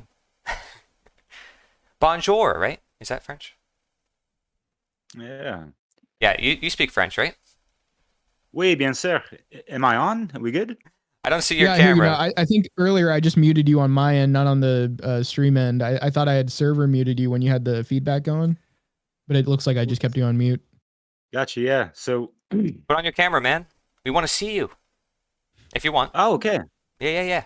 There you are. Oh, okay. Look at that I had background. it on before in the waiting room, so I figured, all right, what's good, y'all? Gaming chair there. Look at that. Cool. I got it for free. Push it up a kilometer hill, literally. If it's free, it's for me, right? It's all tatted up. So no, it's not always the case, right? If the on. government gives you something for free, you don't take it, right? No, but if the people leave it out, and it's gonna someone else's garbage could be someone else's treasure, to whatever measure. But anyways. Yeah. Well, hey Derek, how's it going? Let's check out your clip, and Chris, we'll probably go a little bit later for you if you don't mind, since Derek's here a little bit later. Hope you don't mind. Sorry, Chris. Hello, man. You guys are all friends with each other, so I don't think you guys will mind too much. But Chris, if you're mad at me, you can tell me, and you be honest with me. I'll take the brunt of it, brother. Yeah. Oh, thank you. All right, let's check out your clip here. Let me find it. Give me a second. If you want to introduce yourself for the audience, tell everybody what you're up to. Yeah, sure. And yeah, totally spoiled the beautiful little segue you had for us. Following Leslie Powers, my beautiful, wonderful co-host of Dissolving the Divide, and I sent you an email, yes, a couple hours ago. All right, if you want to sprinkle in whatever, that's cool. I will. Yeah, I'm a artist, conscious DJ, content creator, vlogger, podcaster, networker, a lot of stuff, and I'm in a lot of groups. One Great Work Warriors with Chris Jansen as well.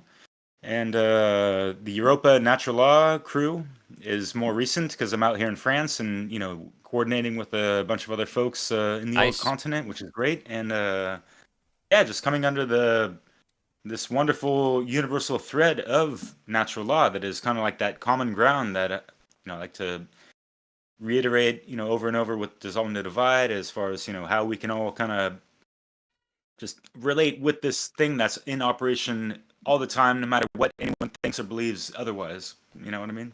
There you go. All right. Well, I got your clip open, so let's check this out, and then we'll talk about it. How about that? Yeah, sounds great. Thank you. Let's do it. Here we go. Derek Bartolicelli, Awaken Your Mind. That's the name of his channel, Awaken Your Mind. He's got several channels now, so we'll try to plug all of them. But here we go. And because you didn't film it in vertical, I do have it in horizontal. I'm sorry, Derek, but I did that just for this. But you can still, share the whole thing on your channel if you want, and all that jazz. But I made it so that way it works for all the other platforms. Cool, cool. Cool, cool. All right, cool. Let's go. Let's do this. What is the most important thing that you need to know? Well, if we're basing this off of how reality functions and what you have to offer to this world, what you actually have control over in this world, the most important thing you need to know is yourself. That true gnosis and the true integration of your soul and being aligned to your thoughts, emotions, and so your behaviors are more clear and just correct.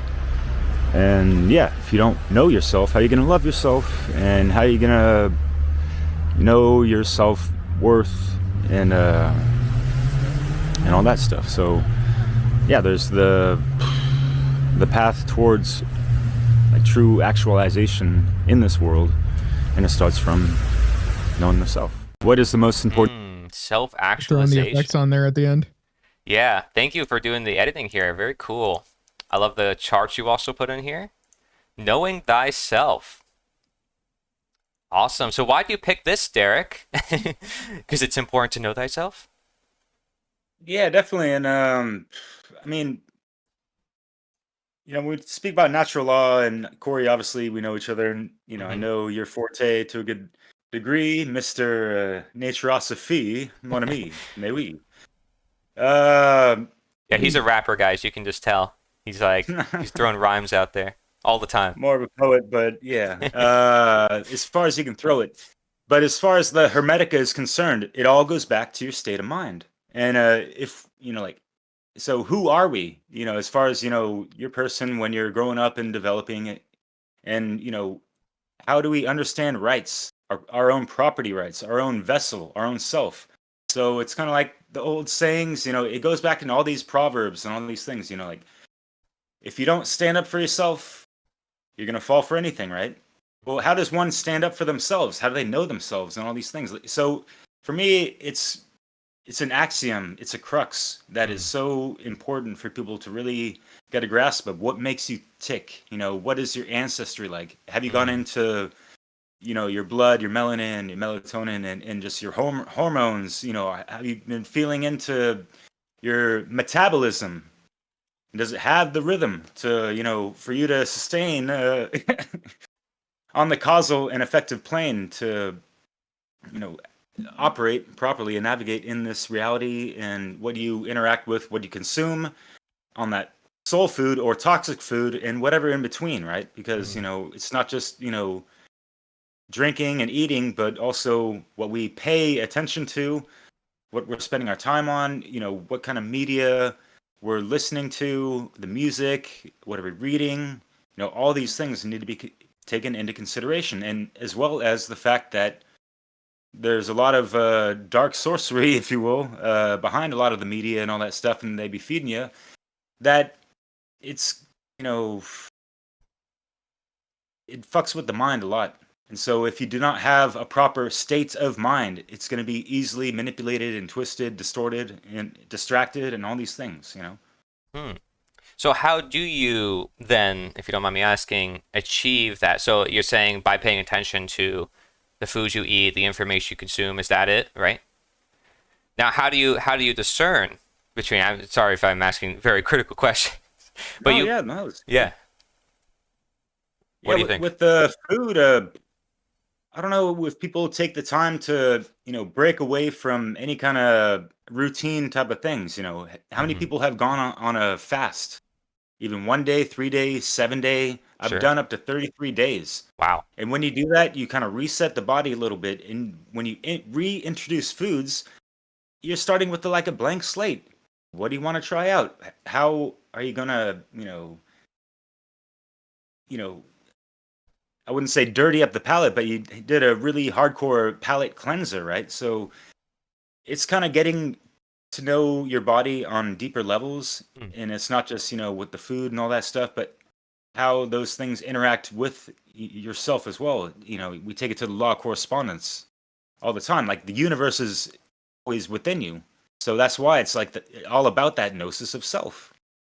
So we can really tap into such a deep well from within, but yeah, it takes a lot of time to. I mean, like we grow up and we're kind of placed into, the majority of us, education and stuff. So to, just deprogram and re-educate ourselves and all that stuff. But to really step back and, clear the mind, do your breath work and meditation, whatever works to whatever degree and whatever technique. There's so many different ways to go about this, right? So finding that discipline and something that works good for you and that clicks and that resonates and something that you recognize beneficial patterns of practicing these things, and then you get into more of the mastery of that and maybe take on different aspects. You take it to astrology, get your chart read to understand your natal chart, your sun sign, your moon sign, your ascendant, north and south node, at least first and foremost, so you get a good idea of where you came from, where you're going, and what kind of attributes they have that are more in the forefront of your psychology, if you will. Interesting. You mentioned gnosis. Could you explain that? Yes, the Greek word for knowledge. Gnoi Jonsis, right? Yes.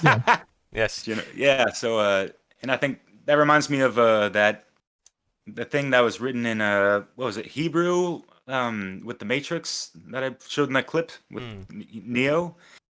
And Yeah. when you really get to Right here. activate yourself more and more and get that self-discovery at deeper levels, and it opens up your heart even wider, it really activates the chakras more and more, and that's you're living the love story, right? Kind of like the Oracle says, being the one is kind of like being in love. Being able to be completely comfortable in your skin is being in love. And like with Dorian Green's, she was harkened to like the art of life. You have the canvas. You are the author of the book of your life. What's writing? Who's in your chapters? Who are the characters? What's the archetype of the day? Type of thing. You take it to the tarot with all these things because they all matter. They can all correspond and correlate with the sciences of life, the arts of life, right? So, if you don't mind me asking, you mentioned like there's specific practices people can do to sort of know thyself. Are there specific practices that you do? And if you'd be willing to share, I don't know if you have anything that you do personally. It sounded like the fasting was part of that. Yeah, definitely. The things I speak on with, that conviction and fire, it's usually because I've had experience, to back that up and all that stuff, and recognized and realized a good amount of benefits and introspection behind it all. And just for me, it's about going about life, your daily interactions and your daily thought process, and being mindful of these things, and taking or the keeping in mind rather that any situation that life is presenting to us is an opportunity to learn something, and we're gaining experience at the same time, and all these other things. And for me, I got that Aquarian mind, and I can sometimes overanalyze things, and you have to put what I like to do a lot, rather, speaking from you're asking my own experience, and what I do a good amount is just try to be the objective observer as far as what we see in reality, in the digital world, and what have you, right? Sure.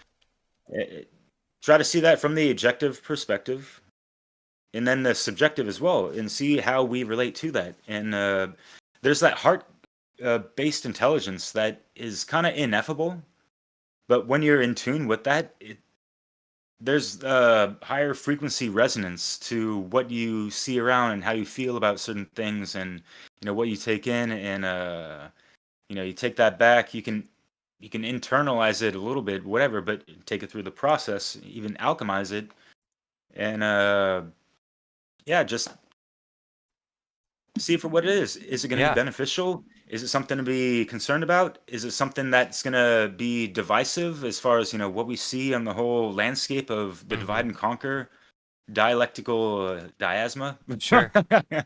Yeah. So if you want to, because that goes along the lines of one of the channels you have, Dissolving the Divide, right? So if you want to share all the channels that you run and the different projects that you're up to, the different events maybe you're doing in the future, please lay it out for us, and where people can network with you if they want.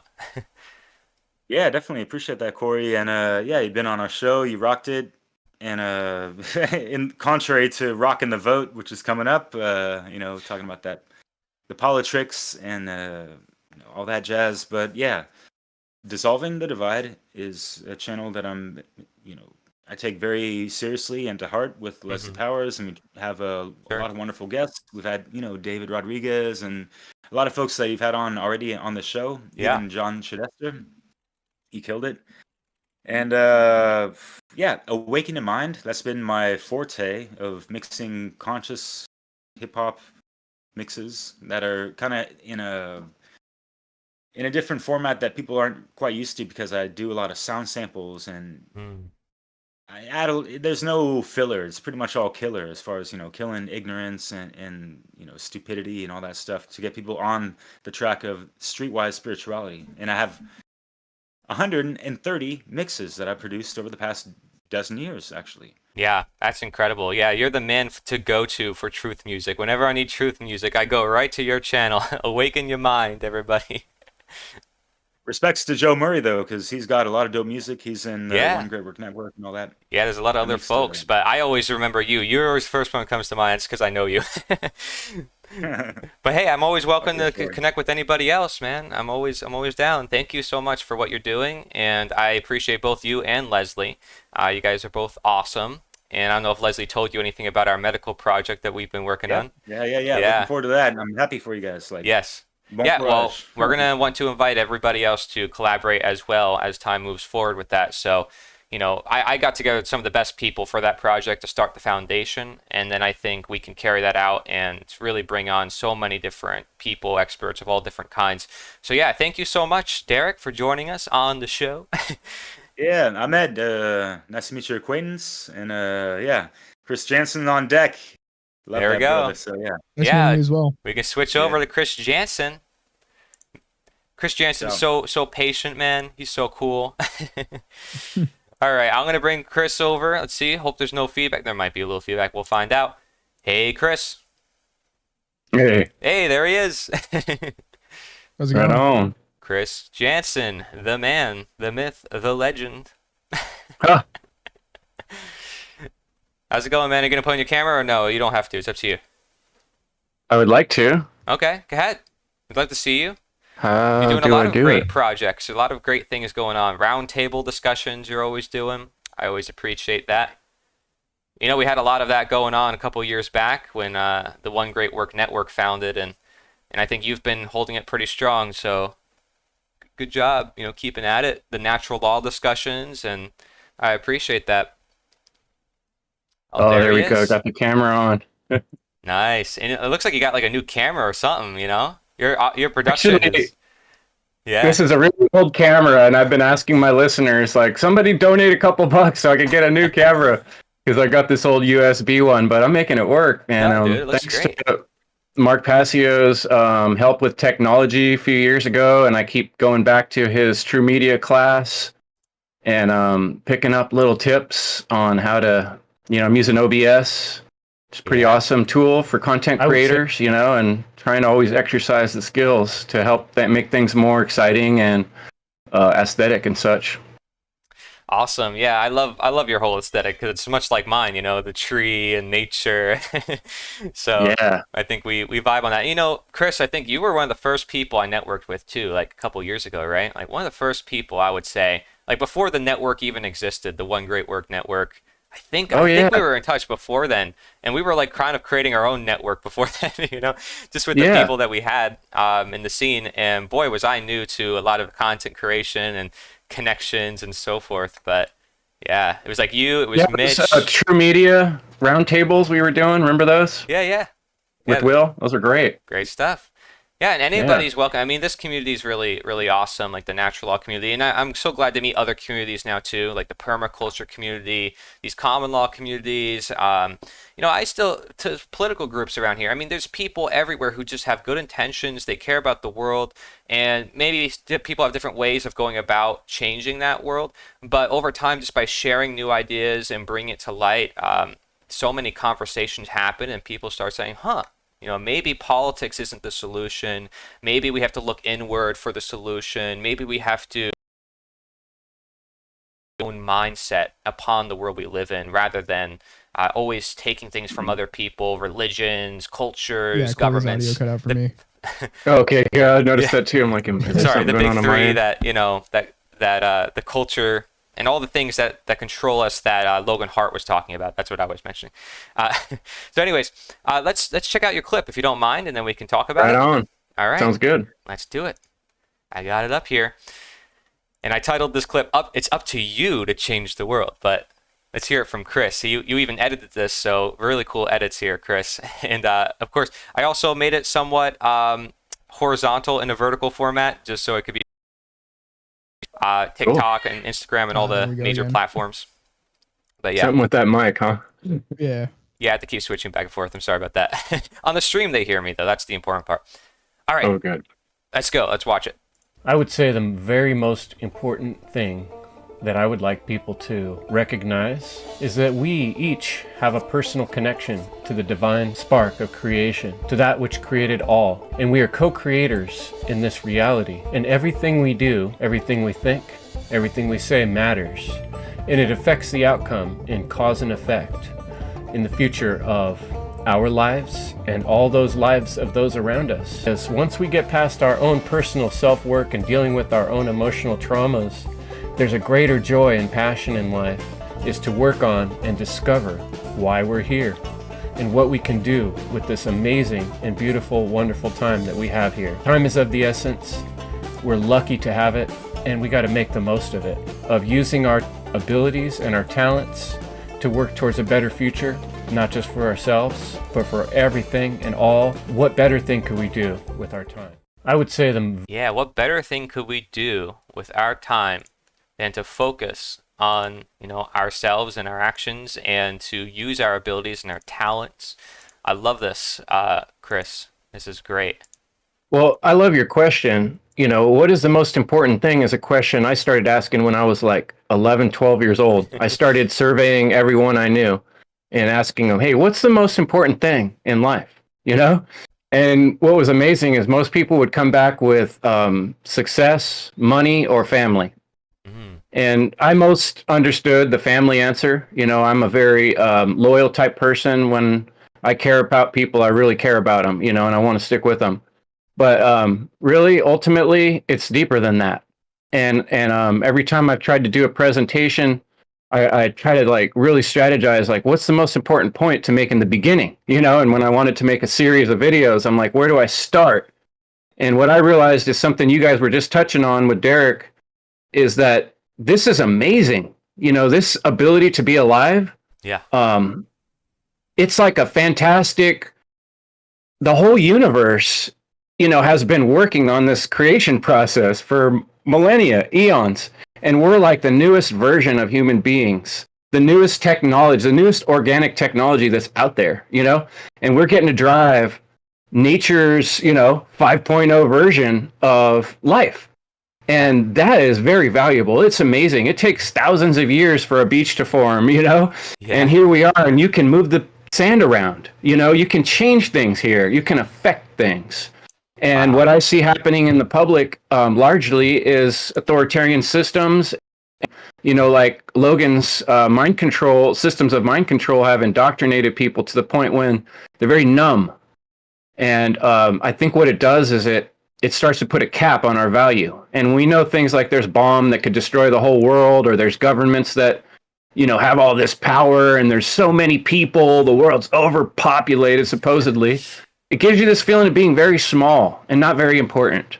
And what I really want to do with my words and my time here on the stage is to tell people, you are very important. In fact, you are the most important. You're God, seeing God's self, and this is your opportunity to affect and change and be part of reality. And one of your speakers said we're deacons of nature, and I really appreciate that too. I think for me, that's why I'm here. Yeah. And I can't tell you, the listener, why you're here, but deep down inside of yourself, there's a connection to the great all, to reality itself. And if you spend some time meditating there, as Derek said, learning to know thyself, that will start to emerge and a path will form for you. And when you're going on that path, life is better. Not just for you, but everyone else, because you're working towards something that is in line with what nature does, which is grow and generate, rather than being part of this destructive force. And evil, as I put it, is the destruction of freedom. That comes from the book, The End of All Evil by Jeremy Locke. So yeah, thanks for sharing my clip. Appreciate it. Beautiful. I absolutely love it. And what could be a greater message for this concept of self-ownership than self-value? It's like recognizing I have the power to change my reality. I can change my actions, my belief systems, and that will change the world. Ultimately, you want to change the world, you want to make a difference. It's like, let's start with ourselves here. And, you want to tell other people how to live their own lives. Like, let's start with our own lives. Like what about us? Are we setting the example to others, right? Through our actions, through our beliefs. I love this. So many different facets. Ahmed, what do you think? Yeah, I mean, I think you guys pretty much got it there. Yeah, trauma, dealing, doing self work, also known as like shadow work, affecting the outcome through cause and effect. Everything we say and do matters. I mentioned that before, how like some people might have like a paranoia, but then like you mentioned, like we can meditate and we can kind of be present, and that will help us sort of reflect on what actions and belief systems that we partake in. And actually, I was just going to mention that, we talked about insecurity earlier and how, the mind's a very powerful thing. That's kind of been a running theme here as well, that, you influence your own outcomes. Definitely. Like your mindset is influenced by what you believe. And from there, that influences what you're doing. So, I mean, even not even looking from how you're influencing others to do things or how you're influencing, things around you, you're influencing yourself from that. And that drives results, or it drives the lack thereof. Yeah, absolutely. I like your hat there, Ahmed, and it's a good symbolic representation too. Magic. What is magic really? Magic is our ability to affect reality. And we can do that with our words. And then we can do that even more so when our words and our actions are in alignment. Yeah. Especially if they're in alignment with that, what I'm talking about, the generative process that all of reality is in. And if you're working against that, that just doesn't make sense, right? On a larger scale. So, I think we need to go think of ourselves as magicians, and that confidence of knowing that we are doing the right thing, it brings a person to a whole nother attitude and place. The ability to put your face on camera and talk about natural law, or what you really care about deep down, or where you want to see the future going. It takes a certain, public speaking is one of the things that scares people more than anything. And what is that? It's a lack of understanding your value. You don't think you're important enough to say anything in front of people because all these authoritarians have told you how little you are and how insignificant you are. And, that's what we're trying to encourage people. Like, every voice is hell of important. Right. We need to hear your voice because you were put here for a reason. And I want to hear it, whoever you are. Maybe we got to work through some problems. We all got trauma because we've been indoctrinated, but we got to get past that, Yeah, and some people may say, well, I found this voice in me, and now they have like this high horse like ego, and they start developing a strong confidence in themselves. But are they helping other people to attain their own voice, or are they trying to be the only voice in the scene, right? So then it's like the question of imbalance. It's like, oh, now somebody got past their stage of fright, but now they're using the fears of others so they can maintain their position. And there's different dynamics like that happening in our world. You mentioned talents. What if somebody thinks they don't have any talents?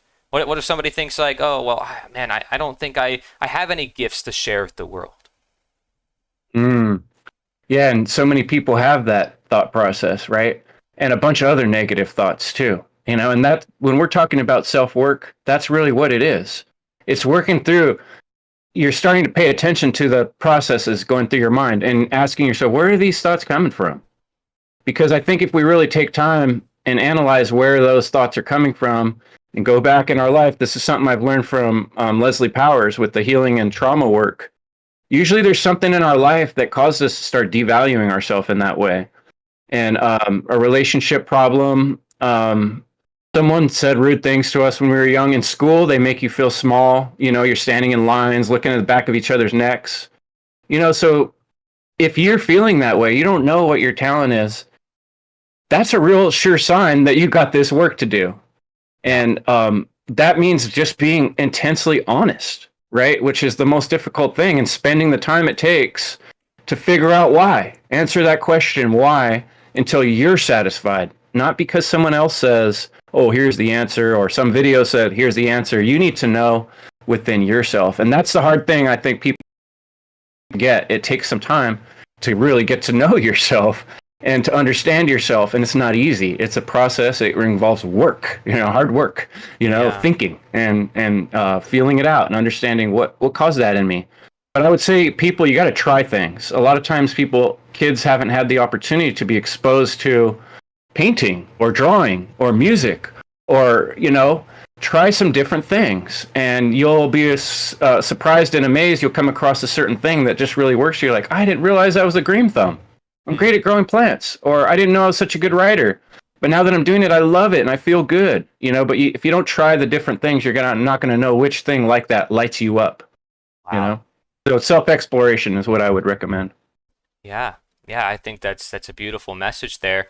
I mean, because people in school, they might be taught certain things they may even not want to learn about. It's like, oh, I'm prompted into this family and they want me to have certain values, but I can't really get to self-express myself and find out what I really am passionate about and what works for me. And again, you have this extreme on the other side of the society where it says, express yourself, keep expressing yourself, and and try to be like make yourself a moral victor out of it. It's kind of an interesting victimization slash opposite of that, dominator complex that people fall themselves into, but people are unable to be simply themselves, right? They have to fall into some sort of identity, some sort of aim, some sort of goal or purpose. And it's like, I'm not against purpose and people finding purpose, but where do they find that purpose? Do they find that in the identity, in the material, in the consumerism, in the form that's not authentic, right? And I think you and I, we share this message of like life versus evil, nature versus unnatural. And I think this dynamic is a lot of people intuitively understand. I mean, we were talking about before how like people feel better just being in nature. So what's up with that? Is there a disconnect from nature? Is there a disconnect from life itself, right? It's very interesting. And I really appreciate your work. You're going to love the announcement we have for tomorrow. I'll tell you that. So if you stick around for tomorrow, I have several trailers for it, so you shouldn't miss it if you tune in at any particular time.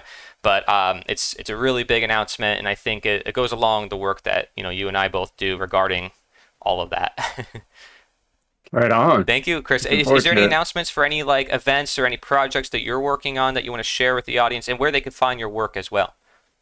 Yeah, I do have one real exciting thing. I've been meeting with the other organizers, and we are talking really seriously about Funnel 4. Ooh. And we're looking at February right now, 2025. That's not set in stone yet, but Funnel 4 is coming. So if people want to check out freedomundernaturalllaw.com, you can see the last three, Freedom Under Natural Law. All that is on that website. My website is endevil.life.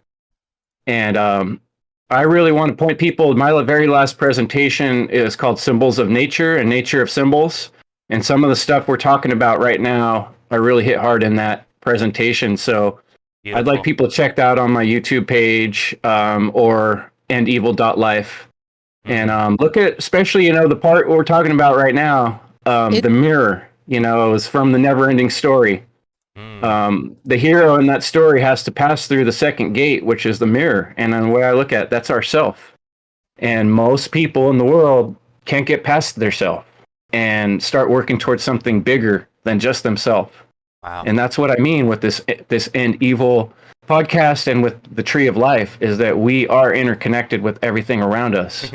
And that part of the process is to align ourselves with something we're doing that's greater than just our own self, you know? Yeah. And that's what pushes us through that second level of understanding to become, you know, kind of working on a higher vibration, you know? So, yeah. Well, thank you, Chris, for coming on the show. I appreciate it, guys. endevil.life. You can find them on a lot of platforms as well. And I love the fact that you guys are doing the Freedom Under Natural Law Conference. For those you guys don't know, a lot of speakers, a lot of stuff that goes on for that as well. So always looking forward to that. Great stuff. Keep me posted, please. And you're always welcome to Florida, Chris. Anytime you want to go paddleboarding, I know that's something you love to do. Oh yeah. So if you want to come down to awesome. Florida, come on down. I'm ready. I'm ready to go Well, right thanks now. so much. And I love what you're doing, Corey. You are a hard-hitting, true speaker, and I really appreciate the energy you put out there and all the work you do, and proud to be a part of it. So thank you. Thank you. I'm glad to be here with Ahmed too. I mean, he's a great dude. I met in Florida. Thanks, He's Ahmed. producing awesome content. Good I want you guys talking to to you. all connect with each other. So we'll make sure that Awesome. happens. Yeah. Fantastic. Cool. Awesome stuff. Thank you, Chris, for joining us. Let's watch another clip here, Ahmed. What do you think? I'm ready. Always. Are you though? Are you? Well, I've been consistently ready for these two streams, so you know, let's see how ready I stay. I'm surprised that hat is staying up. I'll be honest with you. All yeah, right. I just had to reshape it. Here we have. Ow. Here we have the next. Is it that loud? No, it's not that loud. I'm just dramatic. Okay. Enuma Akafor. Okay, I'm sorry. I'm totally butchering this name 100%. But thank you, Enuma, for sending this clip. She's got several resources here that she shares with people, but let's look at the clip first and check it out before we get to our next speaker. It is important for people to know the psychopathic control system is directly targeting women to facilitate in the death of care and connection to the spirit. Women are forcefully let in on the cosmic joke via our bodies and reproductive experiences, aka hormones, menstrual cycles, motherhood, and menopause, that the spirit is divinely connected to the material and cannot be separated. In order to maintain control, the psychopaths must strategically destroy womanhood, firstly by creating a dichotomy between the spiritual and the material. Secondly, get women out of the homes and communities so knowledge on womanhood is lost from one generation to the next. Thirdly, have women become men by having us compete with men and disconnect from our bodies and God-given knowledge. Fourthly, break down sex altogether. We're all the same embodiment wise, then we can change at any time. Fifthly, destroy the spiritual altogether. Everything is just the material. The material is all that matters. It is important for people. All right. So talking about womanhood and psychopathic control, well, we talked quite a bit about psychology today and a little bit yesterday. Of course, we mentioned fear, trauma-based mind control. We talked about self-loathing. And she's mentioning here how it's directly correlated to the death of care and the connection to the spirit woman. So we can think of like the feminine aspect. You know, you have the yin and the yang. The yin is usually seen as like the feminine. The yang is like the masculine. And that there's sort of like this cosmic joke that's happening. And you know, our hormones are being played on. The material is getting kind of overriding the spiritual, she's saying. And for anyone who's like different to this perspective, doesn't really know what she's talking about, you know, she has a lot of resources that she shares with her clip, including Feminism Against Progress, Mary Harrington in the Case Against the Sexual Revolution, Louise Perry, and then The Unholy Feminine presentation by Mark Passio, and The Role of Women from Judaism 101. And her website is When on High. So really cool. I love to hear different perspectives, and we haven't had this one on the show.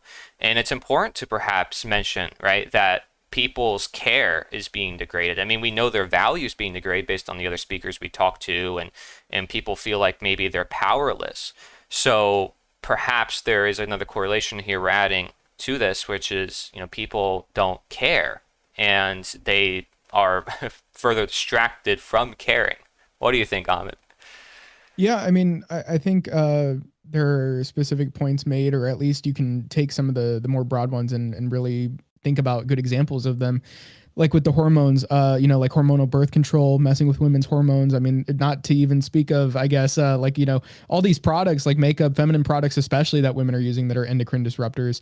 So even from a hormonal perspective, yeah, I think definitely femininity has been taken from women compared to what it was before. And even so, basically, this aspect of care and all that, there's been much of a breakdown of like family and sort of parent, like having any sort of home connection, I suppose you could say. Like, kids are being sent to public schools. They're not really being taught at the home. They're not really having that family connection, or maybe, they're being pushed off onto nannies or whatever it is.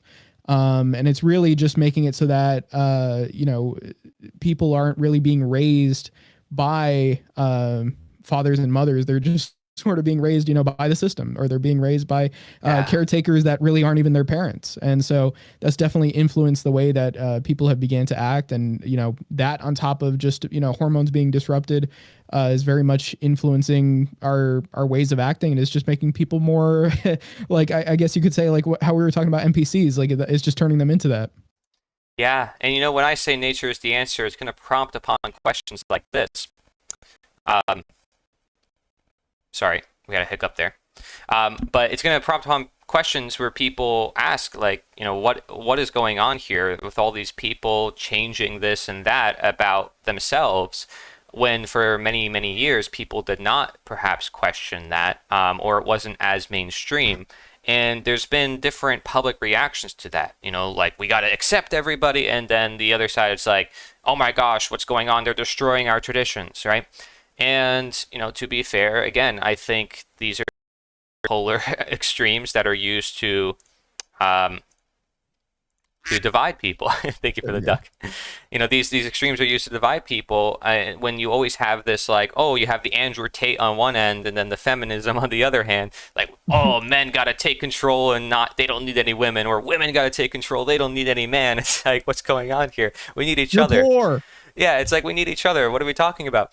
There's masculine and feminine, everything in existence. But, and then you have people like Neil deGrasse Tyson, who calls himself a scientist, and then goes on some interviews, and he's pressed about this question, like, is transgenderism, blah, blah, blah. And it's like, whoa, what is he talking about? The whole comment section is just like going after Neil deGrasse Tyson because he's taking this mainstream approach that is clearly just trying to appeal to people.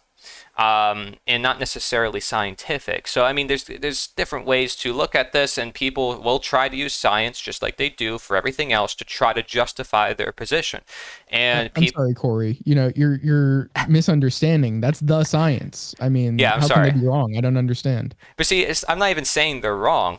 I'm not even saying they're right. Like I'm pretty much on the fence all the time for these issues, because most of us don't really know our day-to-day reality, right? And I haven't been here for thousands of years. So it's like I don't really know what has happened in history. A lot of it is taken on other people's words. I don't know. I don't have a microscope with me all the time, like a stinking laboratory with me to see all the cells in the body and everything always happening. So I try to base things off of my own experiences and different awarenesses, but even that is limited because it's just coming from me. So I try to keep an open mind to things, but I just don't want people saying, hey, I'm the victim, I need to be treated specially, or you're the victim and you need to be oppressed, or whatever. I don't like that, right? Because then they're claiming to know what should be done with the rest of the population. And that brings in statism, that brings in a violation of self-ownership, and that brings in, the heart of what we're talking about. So these other cultural and social issues play in, but a lot of people in today's internet world, that's all they focus on. That's all they look at.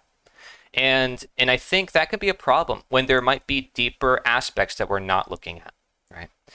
But anyways, that was a really cool little conversation. I don't know if you have anything else to add to that, but here's her websites and resources one more time for you guys. Winonhigh.com and these helpful resources. There you go, winonhigh.com. All right, and let's go to our next speaker and clip. And that's going to be, and sorry if I'm a little couple minutes late, but it's kind of like his other thing set us back. Derek. Darn Derek. No, just kidding. I love Derek.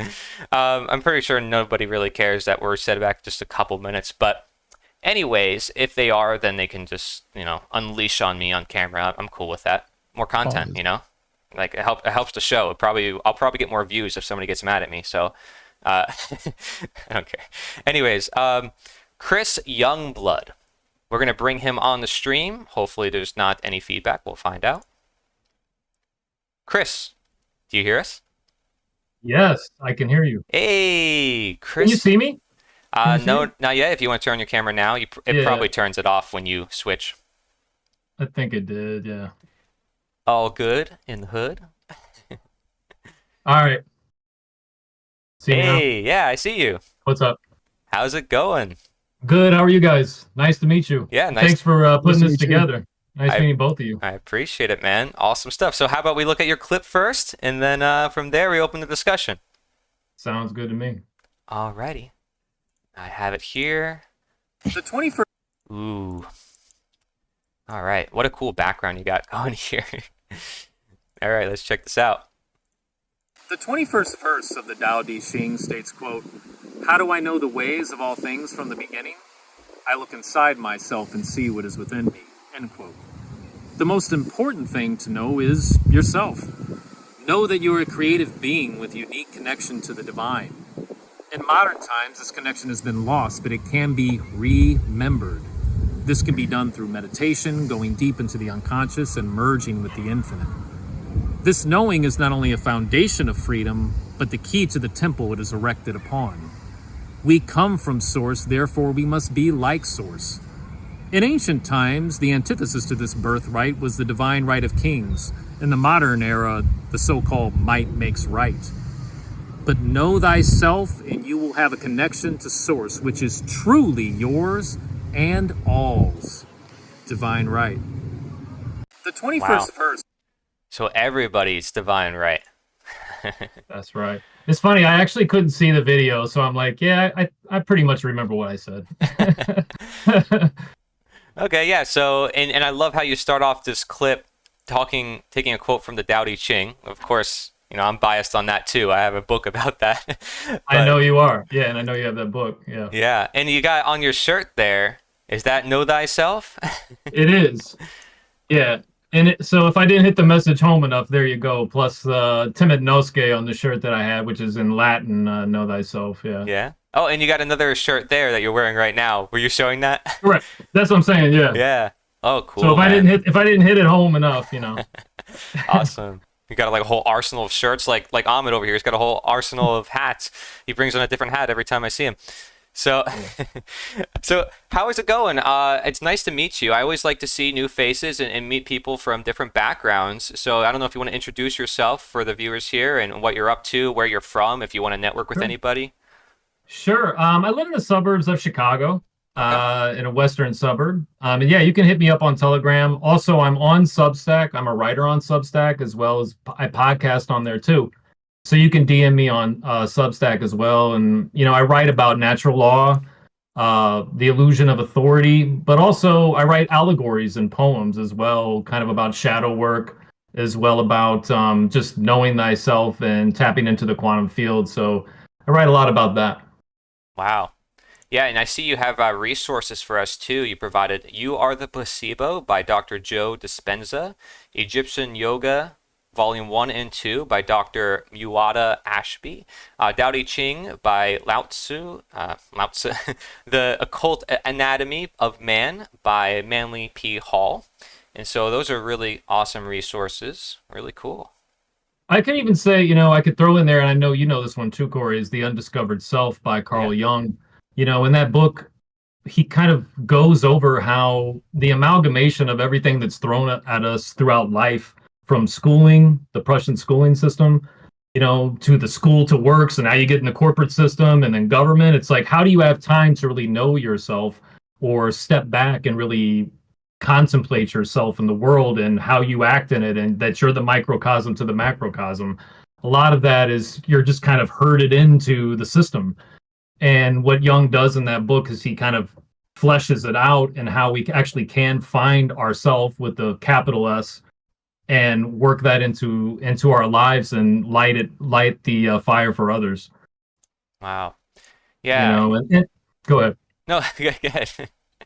No, and I was just gonna say, like, once someone truly understands their divine and others around them have that potential to attain that selfhood, one can spark others, right? You have that fire, and it's not a fire to burn, it's a fire that's actually like fulfilled and that you can light the candle for others. You know, in that system that I was this talking about, really all of it tells you that you're less than, right? You can't think for yourself, or this needs to be done for you. You're less than what you truly are. And, you know, like Leslie was talking about this early, that you have intrinsic value, and she's right about that. You know, and kind of what I was, you know, saying, because I watched day one yesterday, is you know, it's kind of a combination of what I was saying of staying present, like Jim Gale said, as well as heaven on earth, what Daryl Ernst said. Yeah. You know, and the thing is, when it comes to tapping into the now, or tapping into source, whatever you want to give it, I mean, Jim Gale's a Christian, but he still meditates, you know. And I was even thinking about what Daryl was saying, and you kind of followed up on what Daryl said yesterday, as far as like there's wars over religion.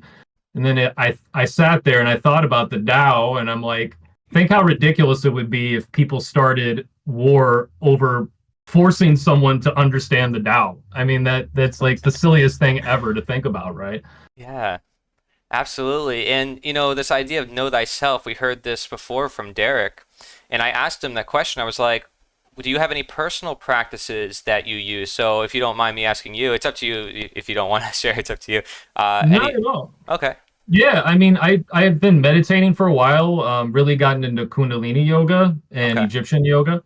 And what I wanted to do when I threw those sources out is not just show like Egyptian yoga and the Tao, but also Joe Dispenza's work. So if someone's not looking really at the mystical side of it and just wants the science based side of it, you have Joe Dispenza's work. I actually attended, there was a walking meditation that was this past weekend that I attended with a group in the city of Chicago on the lake, which was really nice. It was done throughout the world, and different groups got together. So I made some new friends there, and already started talking to them about natural law, because you have you know, a lot of spiritually minded people, but they're not necessarily focusing on natural law, and definitely not focusing on self-defense, right? And the importance of that.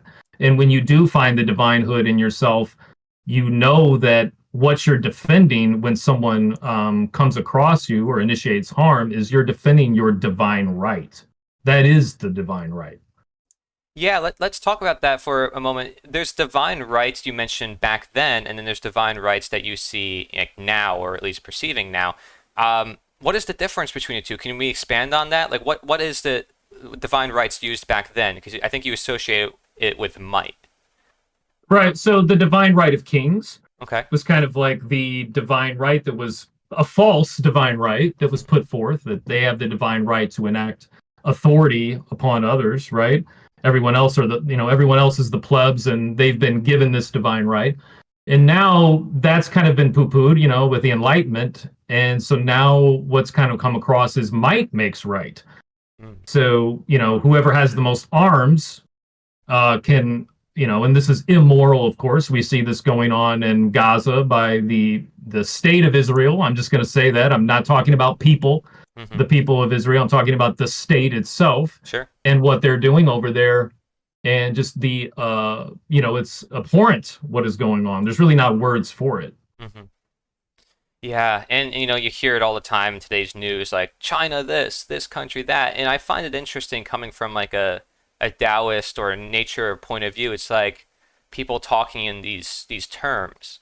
It sounds very collectivist type leaning, where it's like, what are these things we call nations and governments, and it's like, you know, there's been writers like Alan Watts, right? You might be familiar with, and Osho. I mentioned him on the show before, and you know, I have all these new, you know, speakers now. I think people are starting to catch on to this idea that, you know, there isn't such thing as like divine right for few individuals, and we all have the right to freedom. We all own ourselves. We're all sovereign. There's not like some particular person who's sovereign, you know, who we call a king or queen.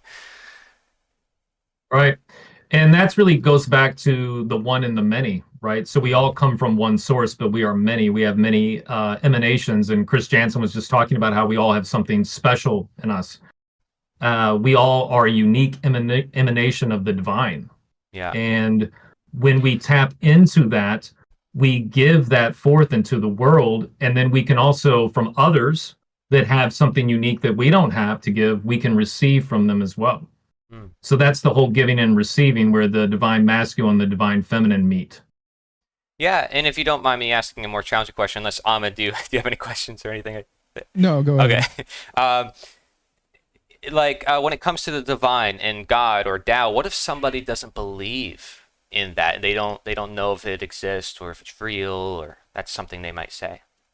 Yeah, and that's a good question. I was actually thinking about that and thinking of bringing it up. So, good on you for bringing it up, because there can be, right? I'm sure that there's atheists out there that are libertarians and so forth, and there are. And, they might actually believe what they're saying, but when you kind of delve deep into their philosophy, which if someone has a philosophy, it really has to be kind of worked out. There's an epistemological problem in that, because if you're saying that everything's in flux, then why does there have to be order? If everything's in flux anyway and nature's flux and it doesn't have order, then on what basis does someone have to say that there has to be moral order? So that's kind of where I would throw a monkey wrench just in that, and again, not saying that they don't have the right, intention in mind for that, but when you kind of break down their philosophy, you see that it's self-refuting and there's an epistemological problem. Okay, very interesting. Yeah, and I did link in the chat for everybody your Substack. So chrisyoungblood.substack.com. You got it. Yeah. Yeah. And I'm actually looking to, so right now I've kind of stepped away a little bit from writing. I still have my Substack up, but I'm going to be changing the name, because I'm actually going to be starting a channel on YouTube, and I'm going to have the channel have the same name as my Substack. So you could still go and subscribe. I'll, just eventually I'll be changing the name, because it's Chris's Substack right now, so it's kind of bland. So I'm going to change it to the name of what I'm going to have my podcast as. Oh, good, man. Hey, you're always welcome to contribute to the Liberator 2 newspaper that I run. I know I haven't been so up to speed with making videos based on the articles, but let's not talk about that. I'm just working on a billion projects at once, but I'll catch up to speed eventually. Either way, I try to create a lot of platforms for people to create, new channels and new videos and new content. So I love that, making a channel. If you ever need help, let me know. And anybody out there who needs help, let us know. Connect with us. It doesn't hurt to have somebody else to also partner with to do a channel, because it doubles the impact in a way. And it also makes it easier when you're new to content creation. When I was starting out, I was I'm talking to a camera. This is weird, So yeah, for sure. And thank you. No, I love what you've been doing with the Liberator 2 and writing. So I've been following that for a while. So I appreciate you offering that. So I might have to take you up on that. Yeah, no, for sure. Absolutely. I've been helping a lot of people behind the scenes with different things, because people reach out, and I mention it publicly. But Mark Passio has his course on helping people learn technology. So I do what I can too. And you never know. One day we're going to have hundreds of content creators on just one little topic. And we already do. And it's expanding rapidly. There's people in other countries, like Derek is speaking French. There's a whole German audience that we don't even know about, that teaches natural law and all these concepts. It's holy moly. And some of them were actually even copying Mark Passio's presentations. It was pretty crazy. There was a whole bunch of things that happened. I was like, wow. But it's reaching everybody. And there's people in other countries that are not in America, who care about freedom more than the people in America. So, we're not all that special and grand and have all the freedom ideas here. Right. It's pretty crazy. Yesterday I was talking about how I interviewed a guy from Israel, and he was into natural law and freedom. And it's there's people everywhere. Because it's a human quality. It's not relegated just to some, state or some geographical place in the world. It's a human quality. Yeah. It's the same reason that the ancients, if you look, had a lot of similarities, right? You find similarities in ancient Egyptian, where Ma'at and the Tao, right? Yeah. Same thing. Yeah. Hey, John, I deleted your comment. No spoilers. I straight up just deleted it. It's like he was giving a spoiler to announcements. Not happening. Not doing it, John. You gotta wait till tomorrow, okay? Then you can post that comment. John's a good friend. I joke around with him all the time, so it's okay. Oh, it's all good. It's all good. Yeah, I thank you so much for being here, Chris, and I'm so glad to Thanks, meet Corey. you. Yeah, so please, anytime Likewise. I'll link your thing one more time for people to have it, and I look forward to your YouTube channel. Thank you for coming on. Thanks so much. Have a great rest of your stream, and nice meeting you too, Ahmed. Yeah, nice meeting you. Take care, man. You as well. Awesome stuff. All right, Ahmed, you ready for the next one? Of course. But I mean, are you though? I mean, I don't Government. know. All right, you ready? Did you hear I'm it? just ready. Nice. Did he freeze trying to leave? Oh, okay, he's there. Do I have to get out myself, or do you? Well, I don't want to kick you. That would feel No, mean. it's cool. You want me to kick you? Really? I'll just go. Okay, here we go. Move to waiting room. All right, peace out. Peace out. Yeah, I don't want to hit disconnect for him. That'd be mean. I don't want to do that. Span him. Yeah, just ban. Never, never again. This guy talk about Divine. What is he talking Just about? everybody that comes in as a guest, just ban him after. Yeah, it's like, all right, you had your time. No more. Yeah. That would be so mean. I'm not gonna do that, guys. All right. Yeah, All that's right. rude. All right. Next clip. People that took the time to do this. Here we go. We have Etienne de la Boétie II, because he took that name from somebody in the 1500s. His other name, which he also uses publicly, so I don't know what the point of having two names is, unless he started disclosing it later on. I have no clue, but it's Howard, so doxed. But anyways, this is his clip on the biggest lie in history. Let's check it out. Government, the biggest scam in history, exposed at government-scam.com, where we're exposing, the subtitle is How Intergenerational Organized Crime Runs the Government, the Media, and Academia, where our thesis is that government was never intended to protect life, liberty, and property, but it's best thought of as a technique for robbing and controlling populations. All government is illegitimate. It's impossible to have a legitimate moral government because you can't delegate rights you don't have yourself. You can't be bound by a social contract that you did not sign. And if my girlfriend and myself can't vote to rob you because there's two of us and one of you, it doesn't matter if there's 3, 4, or 230 million people. No magical additional person makes something that's immoral and illogical, moral and logical. So government has been the biggest scam in history. Government-scam.com, artofliberty.org. Government. There you go. And he listed his websites there at the end, government-scam.com and then artofliberty.org. He runs those two websites. He does a lot of work, including a bit of like philanthropy, if I say that word correctly.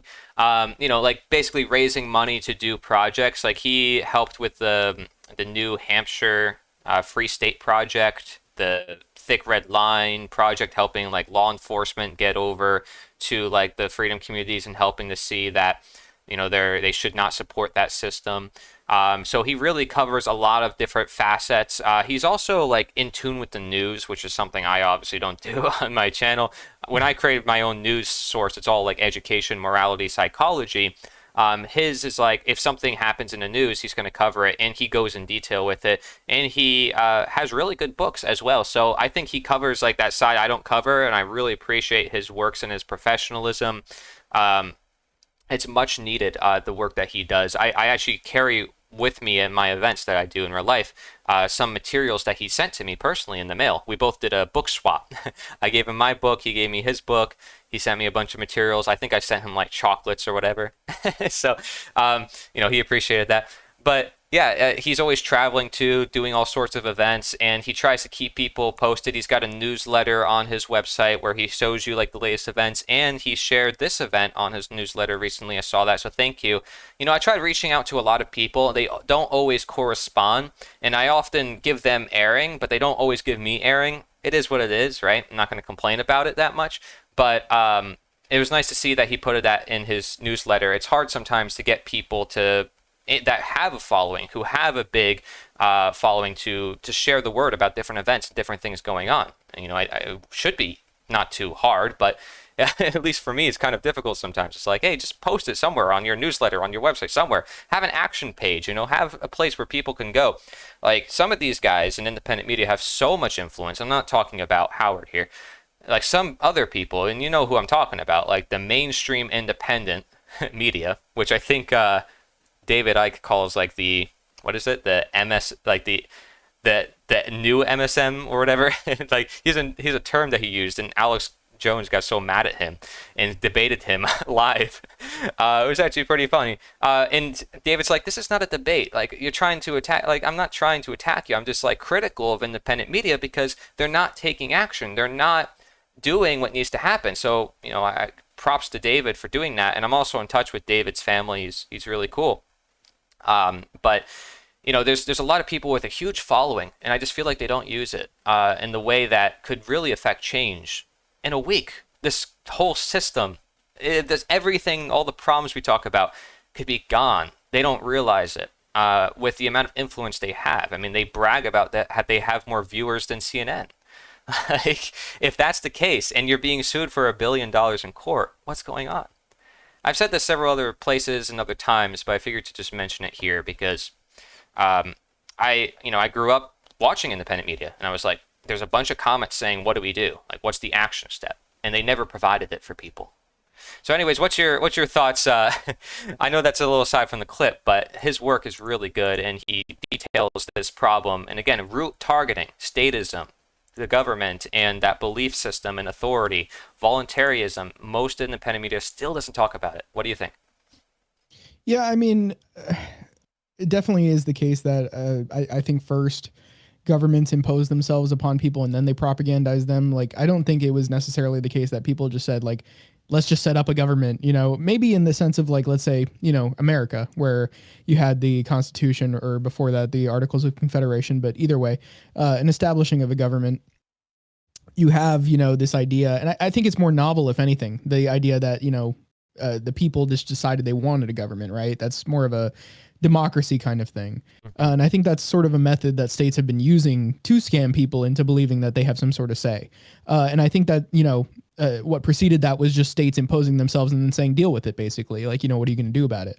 Rather instead using their might. But now they're trying to get people to believe that, or they have successfully gotten a lot of people to believe that this is the right way of doing things. Yeah.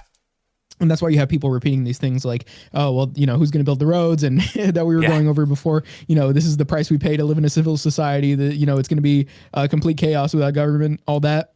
And it definitely is a huge scam. I mean, obviously, like, I think that, you know, government in general, but especially the way they're able to do it these days is through democracy. It's or elections or whatever have you, just that system. It really has sort of influence people to just comply and not really question things. But definitely, I mean, as you can see, there's a lot of content creators, I mean, especially just even here, that are talking about the opposite and really just wanting to inspire change. So if anything, I think that tells us that, you know, at least on some level, there are people waking up, maybe not everybody, but it seems more common than it used to be. Yeah, absolutely. And, you know, speaking of that, we have another speaker who's going to be joining us here, Dennis Gilmore, and we'll see what he has to say about everything going on. And if you're watching, I'm just going to bring him in. Hopefully there's not much feedback. We'll find out. But let's check it out. Dennis Gilmore. Let's see if we can get him on the stream. Hello, Dennis. Hello. Hey, Dennis. How's it going? Yeah. Good. Yeah. Do you want to point your camera or no? It's up to you. Oh, yeah. How do I do that? There I go. Bottom left. Yeah, it always turns it off when I drag people in. Awesome stuff. Oh, there we go. Can I record my screen? I guess you don't mind that, eh? No, I'm going to share my screen. I have your clip. Can we react to your clip? Are you asking to, like, make a video or something on your end, or? Yeah, I'm just. Oh, you want to record? my screen? Yeah, go ahead. Yeah. Record yeah, whatever you want. on YouTube. Yeah. Okay, I'm recording my screen. I don't know. You're gonna send this later to everybody. Yeah, you can take any part of this, and yeah, I'll help you if you want to repost anything. Yeah. Sure. Let's do it. Oh no, actually, this is a private conversation. Yeah, this is private. Nobody sees this. But yeah, and by the way, thank you, Sarah, in the chat. I saw you, and I appreciate that. So, all right. Dennis Gilmore. Let's check out your clip first, if you don't mind, and then we'll open the conversation and talk about it. Sure. All right. Let me pull it up. Here we go. What is... Starting from the top. What is most important to know? Simple to say, but seemingly impossible to figure out. What on earth is happening regarding the originator, creator, oversoul versus all other consciousnesses in all other realities, dimensions, universes, space and time? I say it's about individuality versus self, and self-governance versus communality, and group governance. What is most important? All right. Did you get to hear that, Dennis? I didn't hear it. Yeah. That's strange. I was doing a screen share, but it's all good. So I don't know if you remember your answer, but you said I generally remember it. Okay. Yeah, I don't. I didn't see the stream or hear it, so that's kind of odd. But I hear you. You would have guys. to click watch stream on the Discord call. Oh, okay. Yeah. That's okay. Well, I remember what I said. So yeah, I could always replay it again because it's very interesting, and you definitely introduced unique concepts. Yeah, I think it would be good to run it back. Yeah, let's run it back. Go ahead. Yeah, one more time. I think we should do it because I want to try to pick it up too. One more time. Sure. What is most important to know? Simple to say, but seemingly impossible to figure out. What on earth is happening regarding the originator, creator, oversoul versus all other consciousnesses in all other realities, dimensions, universes, space and time? I say it's about individuality versus self, and self-governance versus communality, and group governance. What is most... That's good. It reminds me of what I said. It's been a while. Okay, so the world's soul. I think we could start with there, right? It's the first thing you mentioned here. Is what's happening regarding the original creator... Originator, creator, oversoul. That's what I like to call God. Corey, freeze up there. Yeah, sorry about that. Yeah. Oh, your mic's gone. So, what is that oversoul? Could you explain that to us? It's just a name I made up to describe what people would call God. Originator, creator, oversoul. 3 words to describe God. It's the acronym would then be OCO. OSO. Instead of God. People get triggered when you use the God. There's so many different ideas of God, so many different religions. I like to make up new words to describe things because it's less triggering to people. I hope, anyway. Oh, good. No, I respect that. And I think that's, I mean, Shakespeare did it a ton. I was like in school, I was like, why are people making up words? Like, Shakespeare's allowed to do it, but I can't. It's like, what's going on? But no, it's not that. I mean, I think that's an accurate depiction, actually. And many of the ancients talked about, like, the idea of a soul being in, like, everything, right? So... so something over your soul, yeah. Yeah, okay. And then so you say the creator oversoul versus all other consciousness. So is that us or what? Like right? Okay. Is there a separation? Well, the Gnostics called the God originator, right? Mm-hmm. And then there's the traditional idea of creator. That's why I say originator, creator, oversoul. There's got to be some first cause consciousness, right? And we're all like little fractals, I like to say we're each human being or other aliens or whatever you believe in other dimensions. We're all like a brain cell in the mind of God. So this originator, creator, oversoul is the absolute, everything, right? But what is that being, that totality, doing in regards to every other consciousness and every other reality and universe, right? Like what it's all about individuality, right? We're here to develop individuality, but to what degree is that acceptable? Because you don't live in isolation. There's other people like yourselves, and you're in a community. And so individual governance versus group governance. There's a bit of this. That's what the whole tension in the world is about, right? To what degree am I allowed to be an individual? Because I'm not supposed to harm other people. So now we need some group governance, some group standards, and we create nations, and we create corporations, and we create all these family groups, and how everyone's got different ideas how to get along as an individual versus a community. That's what it's all about to me. What do you think? Yeah, that makes perfect sense. And you basically just summarized the rest of the clip. I don't have to mention it because you just mentioned how it's individuality, right? Versus you had like 3 ways of saying communality. Yeah, and it's funny how people have all these different words to describe basically the same thing. But yeah, so would you say then that individual government is like the anarchy, voluntarism part of it? But no, because we're still coming together to do things, right? So you can help us like kind of navigate that. That's why I said, like, what on earth is happening regarding, but because that's where I sort of got onto the anarchist perspectives, Mark Passio, whatonearthishappening.com, right? There you go. And I didn't really like. I had such an unconscious state of mind. I hadn't even really thought about it. Like you grow up in a certain system, you're indoctrinated and brainwashed a certain way, and then it's only in the last, since COVID, sitting at home and building my websites and thinking and researching and figuring things out. Like, yeah, individuality is we all want to be respected as individuals and be free and have voluntary interactions and voluntarily be a part of a group if I want to, if it works for me. If not, I voluntarily leave. But we don't live in enough of a voluntary society. That's the tension's going too far into this communist Soviet Union take over the world and jab you up whether you want it or not. Like, it's just getting crazy, right? Yeah. So what do you think then? How do we then understand like that tricky balance in trying to harmonize that individual with the collective or with the community, and get away from that tyranny? What do you think the steps are? Gosh, that's $1 million questions. Humans have struggled with that, as we understand history, since the beginning, thousands of years, right? Right. And education, good communication, get the word out, the understanding out of what the basic issues are. We've got technology now that you can reach anyone in the world. If you resonate with people, it can go viral. Do what Mark Pass is doing. He's got his own website where he's teaching, trying to attempt to morally educate the world and teach people about these ideas and concepts, and at least get people talking and communicating, throw the ideas out there, and our collective creativity can come up with some sort of solution, maybe. Because I got lots of questions, and I think a lot now these days, and it's like I don't have all the answers, though, and neither does Sure. anybody else. And that's where you just got to communicate, throw ideas out there. And how can we move to a totally free, open society? Everyone has equal rights. Everyone, and it's a voluntary society, right? Instead of being controlled so much by Canada. I live in Canada, and there's I'm sorry. 308. Sorry, yeah, Germanity I call sometimes under Mein Führer Trudeau. Yeah, 320 some odd parliamentarians in Ottawa dictating to 40 million Canadians. You make up your imaginative ideas and tell me what I'm supposed to think, what I'm supposed to do, what I can say, what I can't. Oh, you're going to be censored now. You're off the internet. That's hate speech, misinformation, disinformation. I'm tired of it.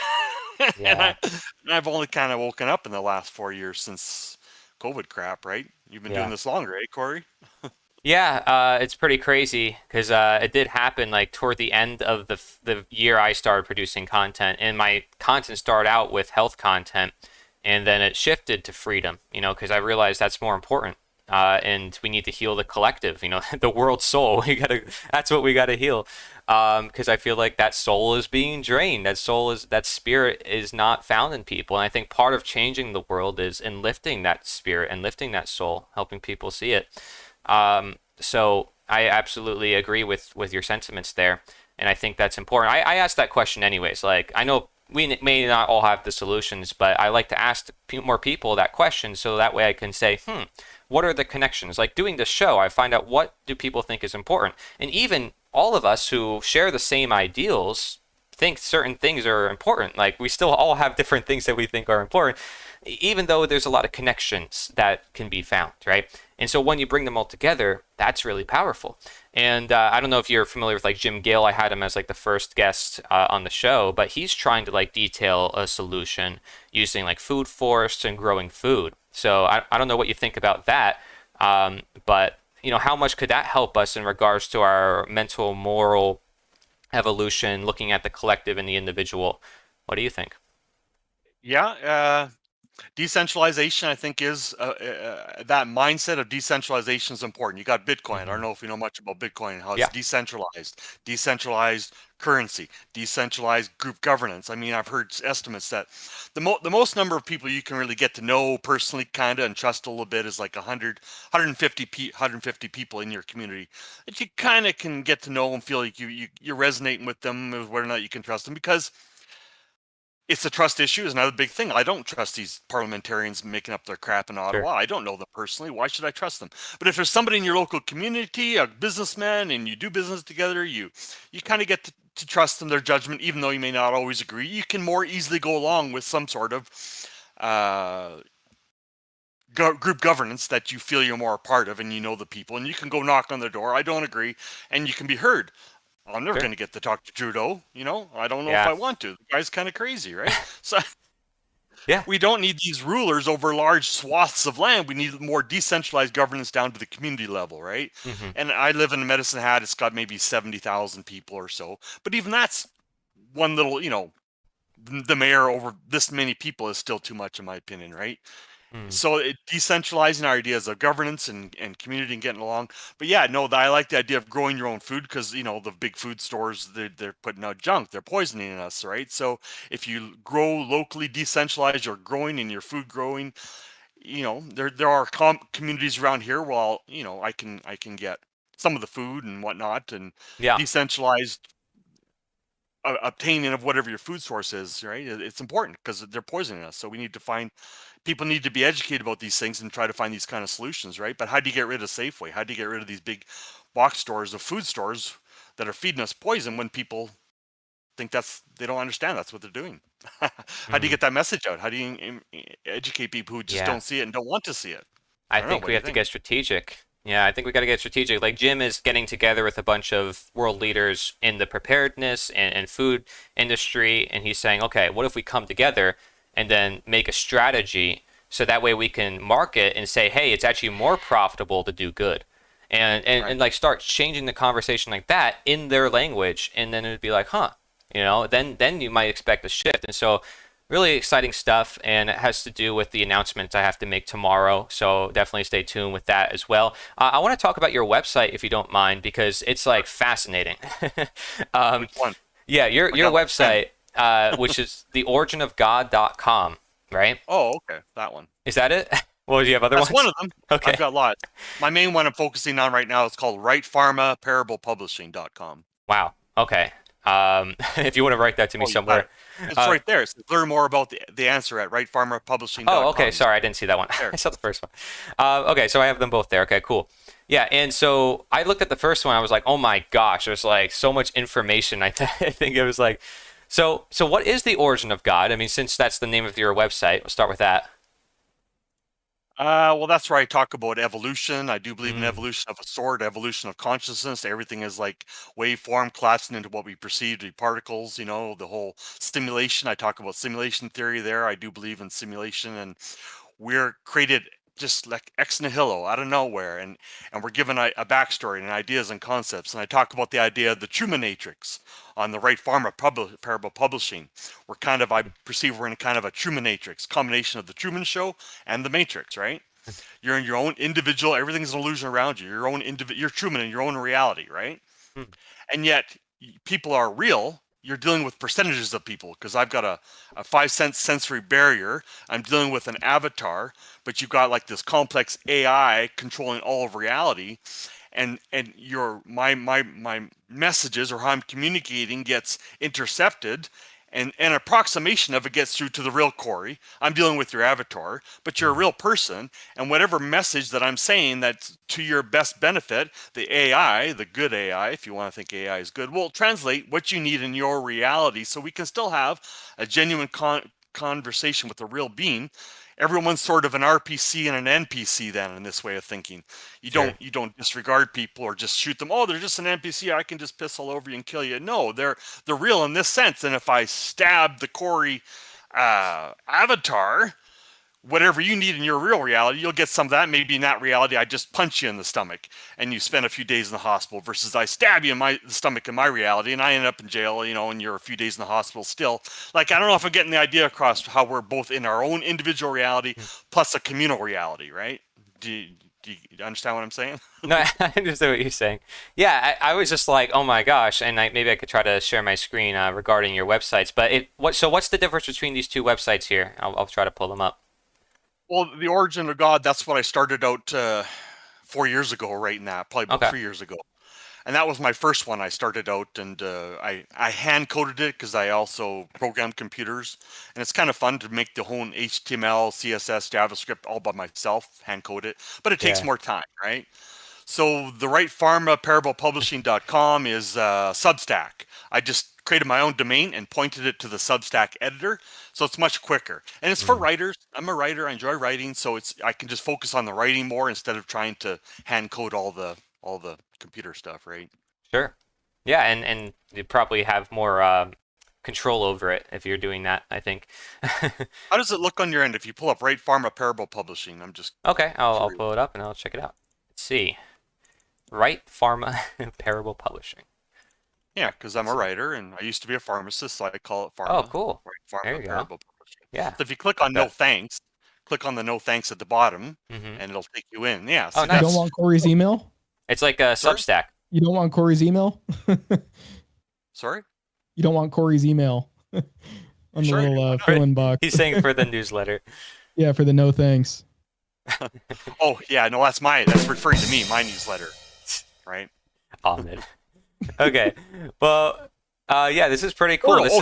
Before we go, decentralized. That post I did there on Quartal is about decentralized technology called Quartal. I don't know if you're aware of Quartal platform. Yes, I am. Yeah. I think we might have chatted about it in text a long time ago, but yeah, Yeah. it's decentralized technology, same as like a network like Bitcoin, decentralized. No one owns it, no CEO. Cool. They've got their own court crypto. Like, yeah, no, that kind of stuff. And it's a communications platform. I mean, that could help implement the idea of growing your own food. You could communicate on the Quartal decentralized platform. They can't censor you because it's decentralized and it's spread over millions of computers. Like that technology, along with those ideas of decentralized governance, decentralized food supply, we got to move there somehow. Yes, I agree. So absolutely, guys, check out his websites here, theoriginofgod.com and rightpharmaparablepublishing.com. And I'll put that in the chat for you guys as well. Thank you so much, Dennis, for coming here. And please update me on all the future stuff you got happening. If you have any announcements you want to make or anything going on. Not really too much. No, that's cool, though. Continue to write and, yeah, thank you for providing solutions on the website. Yeah, no, thanks for inviting me. And no, you're doing something really great here. Thanks. It was an interesting chat, and I really enjoyed chatting with you. And thanks for having me on. Thank you so much. I appreciate it. Awesome stuff. Nice talking to you. Bye. I never got to actually talk to him like face to face. It's good stuff. Cool. All right. Do you want me to kick you out, or I feel bad. I don't want to. Oh, I can do it. Okay. How do you do that? Kick me out. I don't know. I always feel so bad. I don't ever want to do that, dude.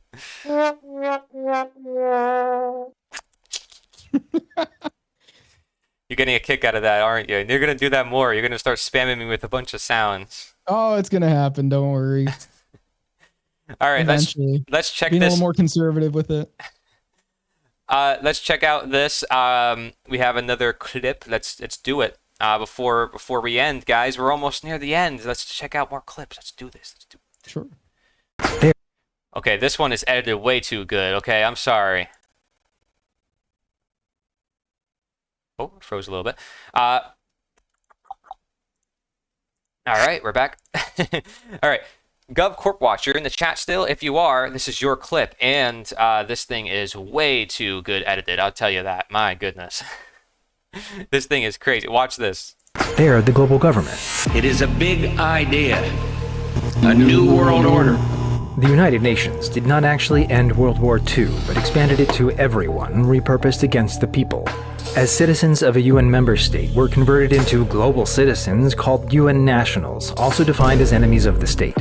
We're being militarily occupied by the UN through our own governments. The Constitution seems vacated because it doesn't apply to us as UN nationals. The UN UDHR essentially supersedes the US Bill of Rights. By Army Regulation 840-10, Section 2-3B and C4, our civilian courtrooms used the same gold fringe flags as actual DoD military tribunals under law of war. Even county prosecutors admit to working for the UN. Well, I'll have to talk to my masters at the United Nations about it. We have UN military courtrooms masquerading as local justice where statutes are prosecuted as war crimes. We already own nothing and are ignorantly happy. And there are solutions. What? Isn't that crazy? Dude, those Vine booms were just causing like a neuron activation in my head every time. That editing is wild. Like, it really is. It's just like, my goodness. And he'll probably see this later, but dude, your editing is insane. Like, we have somebody named Soul. yeah, saying, I'm aware. He's later on. We're all good. No spoilers. Shh, no spoilers. Yeah. Okay. Yeah. So Well, you already put it in the chat, so. yeah, so I have you scheduled for 6. I mean, you'll end the show with us, and I'll show your special stuff. Anyways, like trailers and spoilers. But anyways, so yeah. Oh, here he is in the chat. Gov Corp Watch, dude, your video is insane. Like this editing, dude, you're gonna be like, it's just like, oh, you're gonna make like the best documentaries on earth with this editing. I'm telling you. Like your episodes, like you guys gotta check out his channel. I don't come across people who have like this good editing. And this editing is insane. So check this out, all right?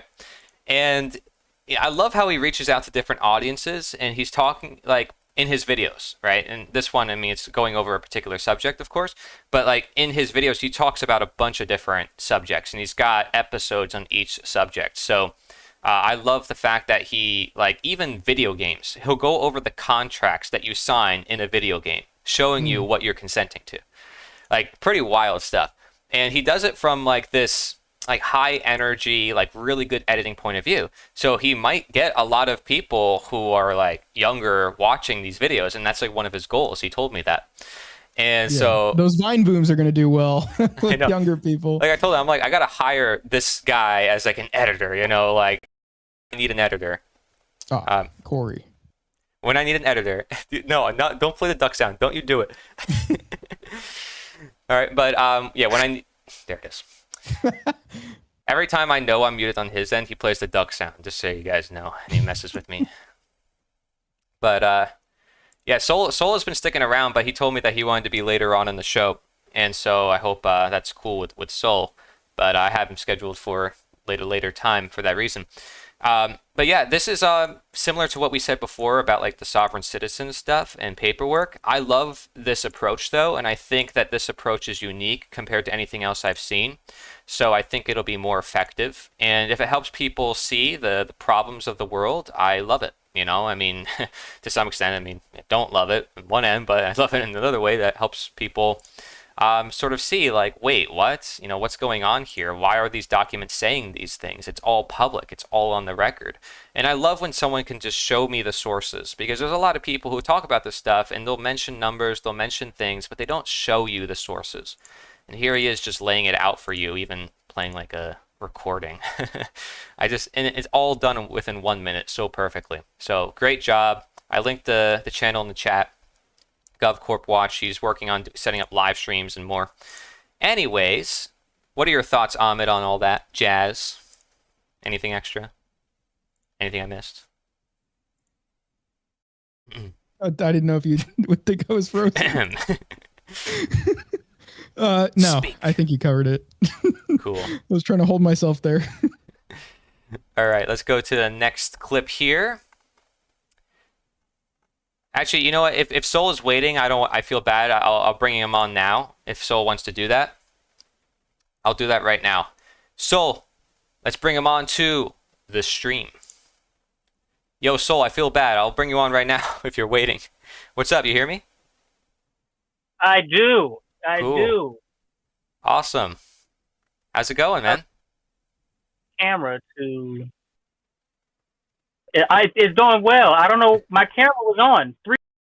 Yeah. What happened? Oh, he got kicked back to the waiting room. Yeah, what happened? I don't know why they get kicked back to the waiting room. Weird. Yeah, what happens is when I drag you in here, your camera turns off. I have to tell everybody that now. Okay. I hit the button to turn it back on, but it's like not Yeah. Oh man. No, dude, I see you. We're good. We hear Yeah, we see you. and We hear see you, you. everything, You're yeah. good. Oh, you can. Yeah, Okay, you're good. I good. can't see me. Okay. Perfect. You see wow, yourself. You know thyself. Yeah, exactly. And I'm in a car, so I got my rear view right here. We're good. We're good. Great to see you guys. Yeah, make sure the feds aren't sneaking up on you from behind. Perfect. All right. They're probably on the way. My FBI agent's probably like, oh, this guy, he's at it again. Man. Yeah, dude, you've been releasing a lot of awesome stuff. I don't know if you want to spoil it for the audience or if you want me to just share it. I was figured I would share it at the end of the show, like as the final trailer video. But I can show it right after this if you want to. But yeah, tell us about yourself and what you're up to. What's going on? Yeah, no, I'll definitely let you run the show. Thanks for the warning, and sorry for spoiling myself in the chat. I was just making sure because I don't know Discord, right? It's So all please good. forgive me. It's all good. You don't have to But explain. I am It's all good. Soul for sure. But I am Soul Expression. The XPRSN is just a cool way to spell expression. I'm an author, a father. First, let me switch that. I'm a father, an author, husband. You know what I'm saying, family guy. A former educator of about 7 or 8 years before I had to get out of the school system because of. We'll probably touch on it a little bit while I'm here chatting with you guys. And an artist.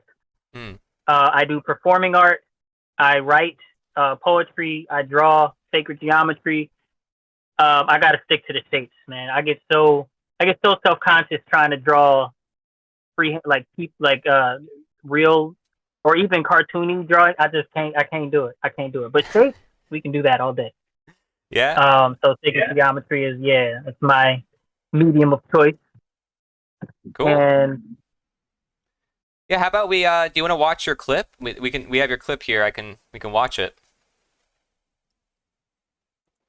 And if you want, there might be a button that says screen sharing for me, like on me, watch stream or something like that. And then you can react to it with us. But yeah, I'm going to pull it up right now. Yeah, something's going on with his audio. Is he talking? Is that it? He was. I don't know. I just don't hear him now. Yeah, he's not Yeah, talking. he's talking. I don't hear him. Everything. All right, well, I have his clip ready. All right, we're going to... Yeah, I don't hear you, man. Oh, nice. It's a cricket noise. That's cool. Yeah. Try talking. I should have just used the quack. That's what I use for you. How did this mic turn off? What did he do? I don't know. Try disconnecting or reconnecting, maybe. I don't know. All right, well, if you want, we can watch your clip while you're trying to figure out. Do you want us to do that? I don't know if he hears us. Just try hanging up the call and coming back into the waiting room, and we'll put you back in here. Let's see if that works. Yeah. Yeah, I would suggest that too. I don't think he hears not able us. to hear us? Yeah, I don't Is think he that it? hears us right now. Poor guy. Call. Disconnect. Is that how you... Here, I'll disconnect him, and then There I'll you go. bring him back in. I thought that was a good signal of how to disconnect. Maybe I could use my phone or something. All right, I'm bringing you back in here. Let's see. All right, do you hear us now? Oh, man. Well, I'm going to bring you back in the rating room if you want to try to figure out your audio. All right? And then we'll try to check out your clip in the meantime. If you can hear us, just make sure you don't have any apps that are probably disrupting with it or anything, messing with it. Yeah. Sorry, man. Maybe try to, check your mic settings. That would be what I recommend. Okie dokes. Let's check out the clip. Everything in nature has infinite value. That means the harm that we do to ourselves, the harm that we do to each other, the harm that we do to ecosystems in nature, the harm that we do to people systems in nature, the harm that we do to the animal kingdom, all stems from a subconsciously programmed belief, which states some systems, some people, and some things are more valuable than others. But if we operated on the truth, which is that everything in nature is an expression of the infinite one, creator of nature, then we would not be harming ourselves or harming our connection with the infinite one so easily, and we would not be conditioned to do so against our better judgment so easily either. Everything in nature. Okay. So everything has infinite value and it's all connected, right? That's what I'm getting from this. And he's mentioning a lot of other things too about harm in the ecosystems and how we have programmed beliefs. So we can go off of that if we can try to get him in the chat and ask him some questions about it. And we'll see. Hey, Soul, brought you back in here. It's going to kick off your camera because that's what it does. All right. Hey. Okay. There we go. I can hear you guys again. Awesome. Yeah, we can hear you. To get out of the box, I guess. Well, we watched your clip, and you talk about how everything is one, and that there's a program belief that we have, and that is subconsciously programmed, you said, and that everything has infinite value. So do you want to expand on some of this for us? Man, so where to begin? First of all, I think it's easiest to think about if I say human beings have infinite value. Now, that doesn't diminish the value of the nutrients in the soil or the cells that make us up, right? That doesn't diminish the value of the dogs, cats, lions, tigers, and bears. Oh my.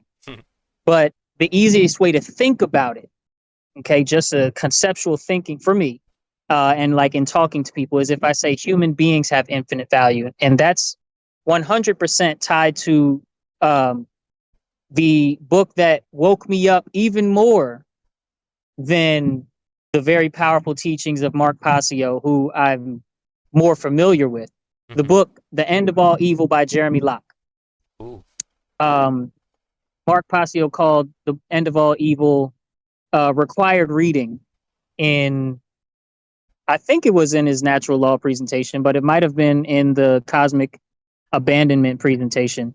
But either way, I read this book like 6 times. And one of the first things that he establishes, the author, in, I believe, the first chapter, is the fact that human beings have infinite value, and everything that is evil teaches you that you have limited value. Right. And so he defines evil by that which is done intentionally or designed intentionally to teach you, to teach me, to teach others that our value is limited, that our value can be limited, even can be possible to be limited, which is a very dangerous, slippery slope. Okay, swagger, road, and it leads to ideologies like, heck yeah, it leads to ideologies like solipsism, moral relativity, and self-loathing, because value, how we take it when we talk about it in this way, is like our self-worth. And so if you think that your self-worth can be limited, right, then you think that it can be limited to 0. Like if you think it can be limited at all, then obviously there's room now, slippery slope room, for you to think it could be 0, either by your mistakes or someone else's manipulation of you, or by you comparing yourself to others, let's say level of competency, level of intelligence, their capacity to learn different things that you admire versus yours, and it may not be that high. You may start down the road of self-loathing, and of course self-loathing usually leads to either initiated violence against others or self-harm. And so the infinite value piece is 100% coming from and inspired by Jeremy Locke's book. Yeah. And then We're All One. I'm sure you've probably touched on this with a few other guests. I haven't watched yesterday's. I'm very much looking forward to it. I told my wife when I got out of work, which is where I'm headed back home from, that tonight we're going to watch this 3-hour thing. So I'm really excited for that. Cool, man. And so I'm sure you've touched on it, but We Are All One is pointing to awareness. Are you familiar at all with a spiritual teacher named Mooji, Mooji? Yes, I am. So Mooji, he for those who don't know, he's a Jamaican. I believe he was raised in the UK man who teaches from the perspective of Advaita, but he doesn't teach Advaita. And Advaita is like a spiritual school of thought.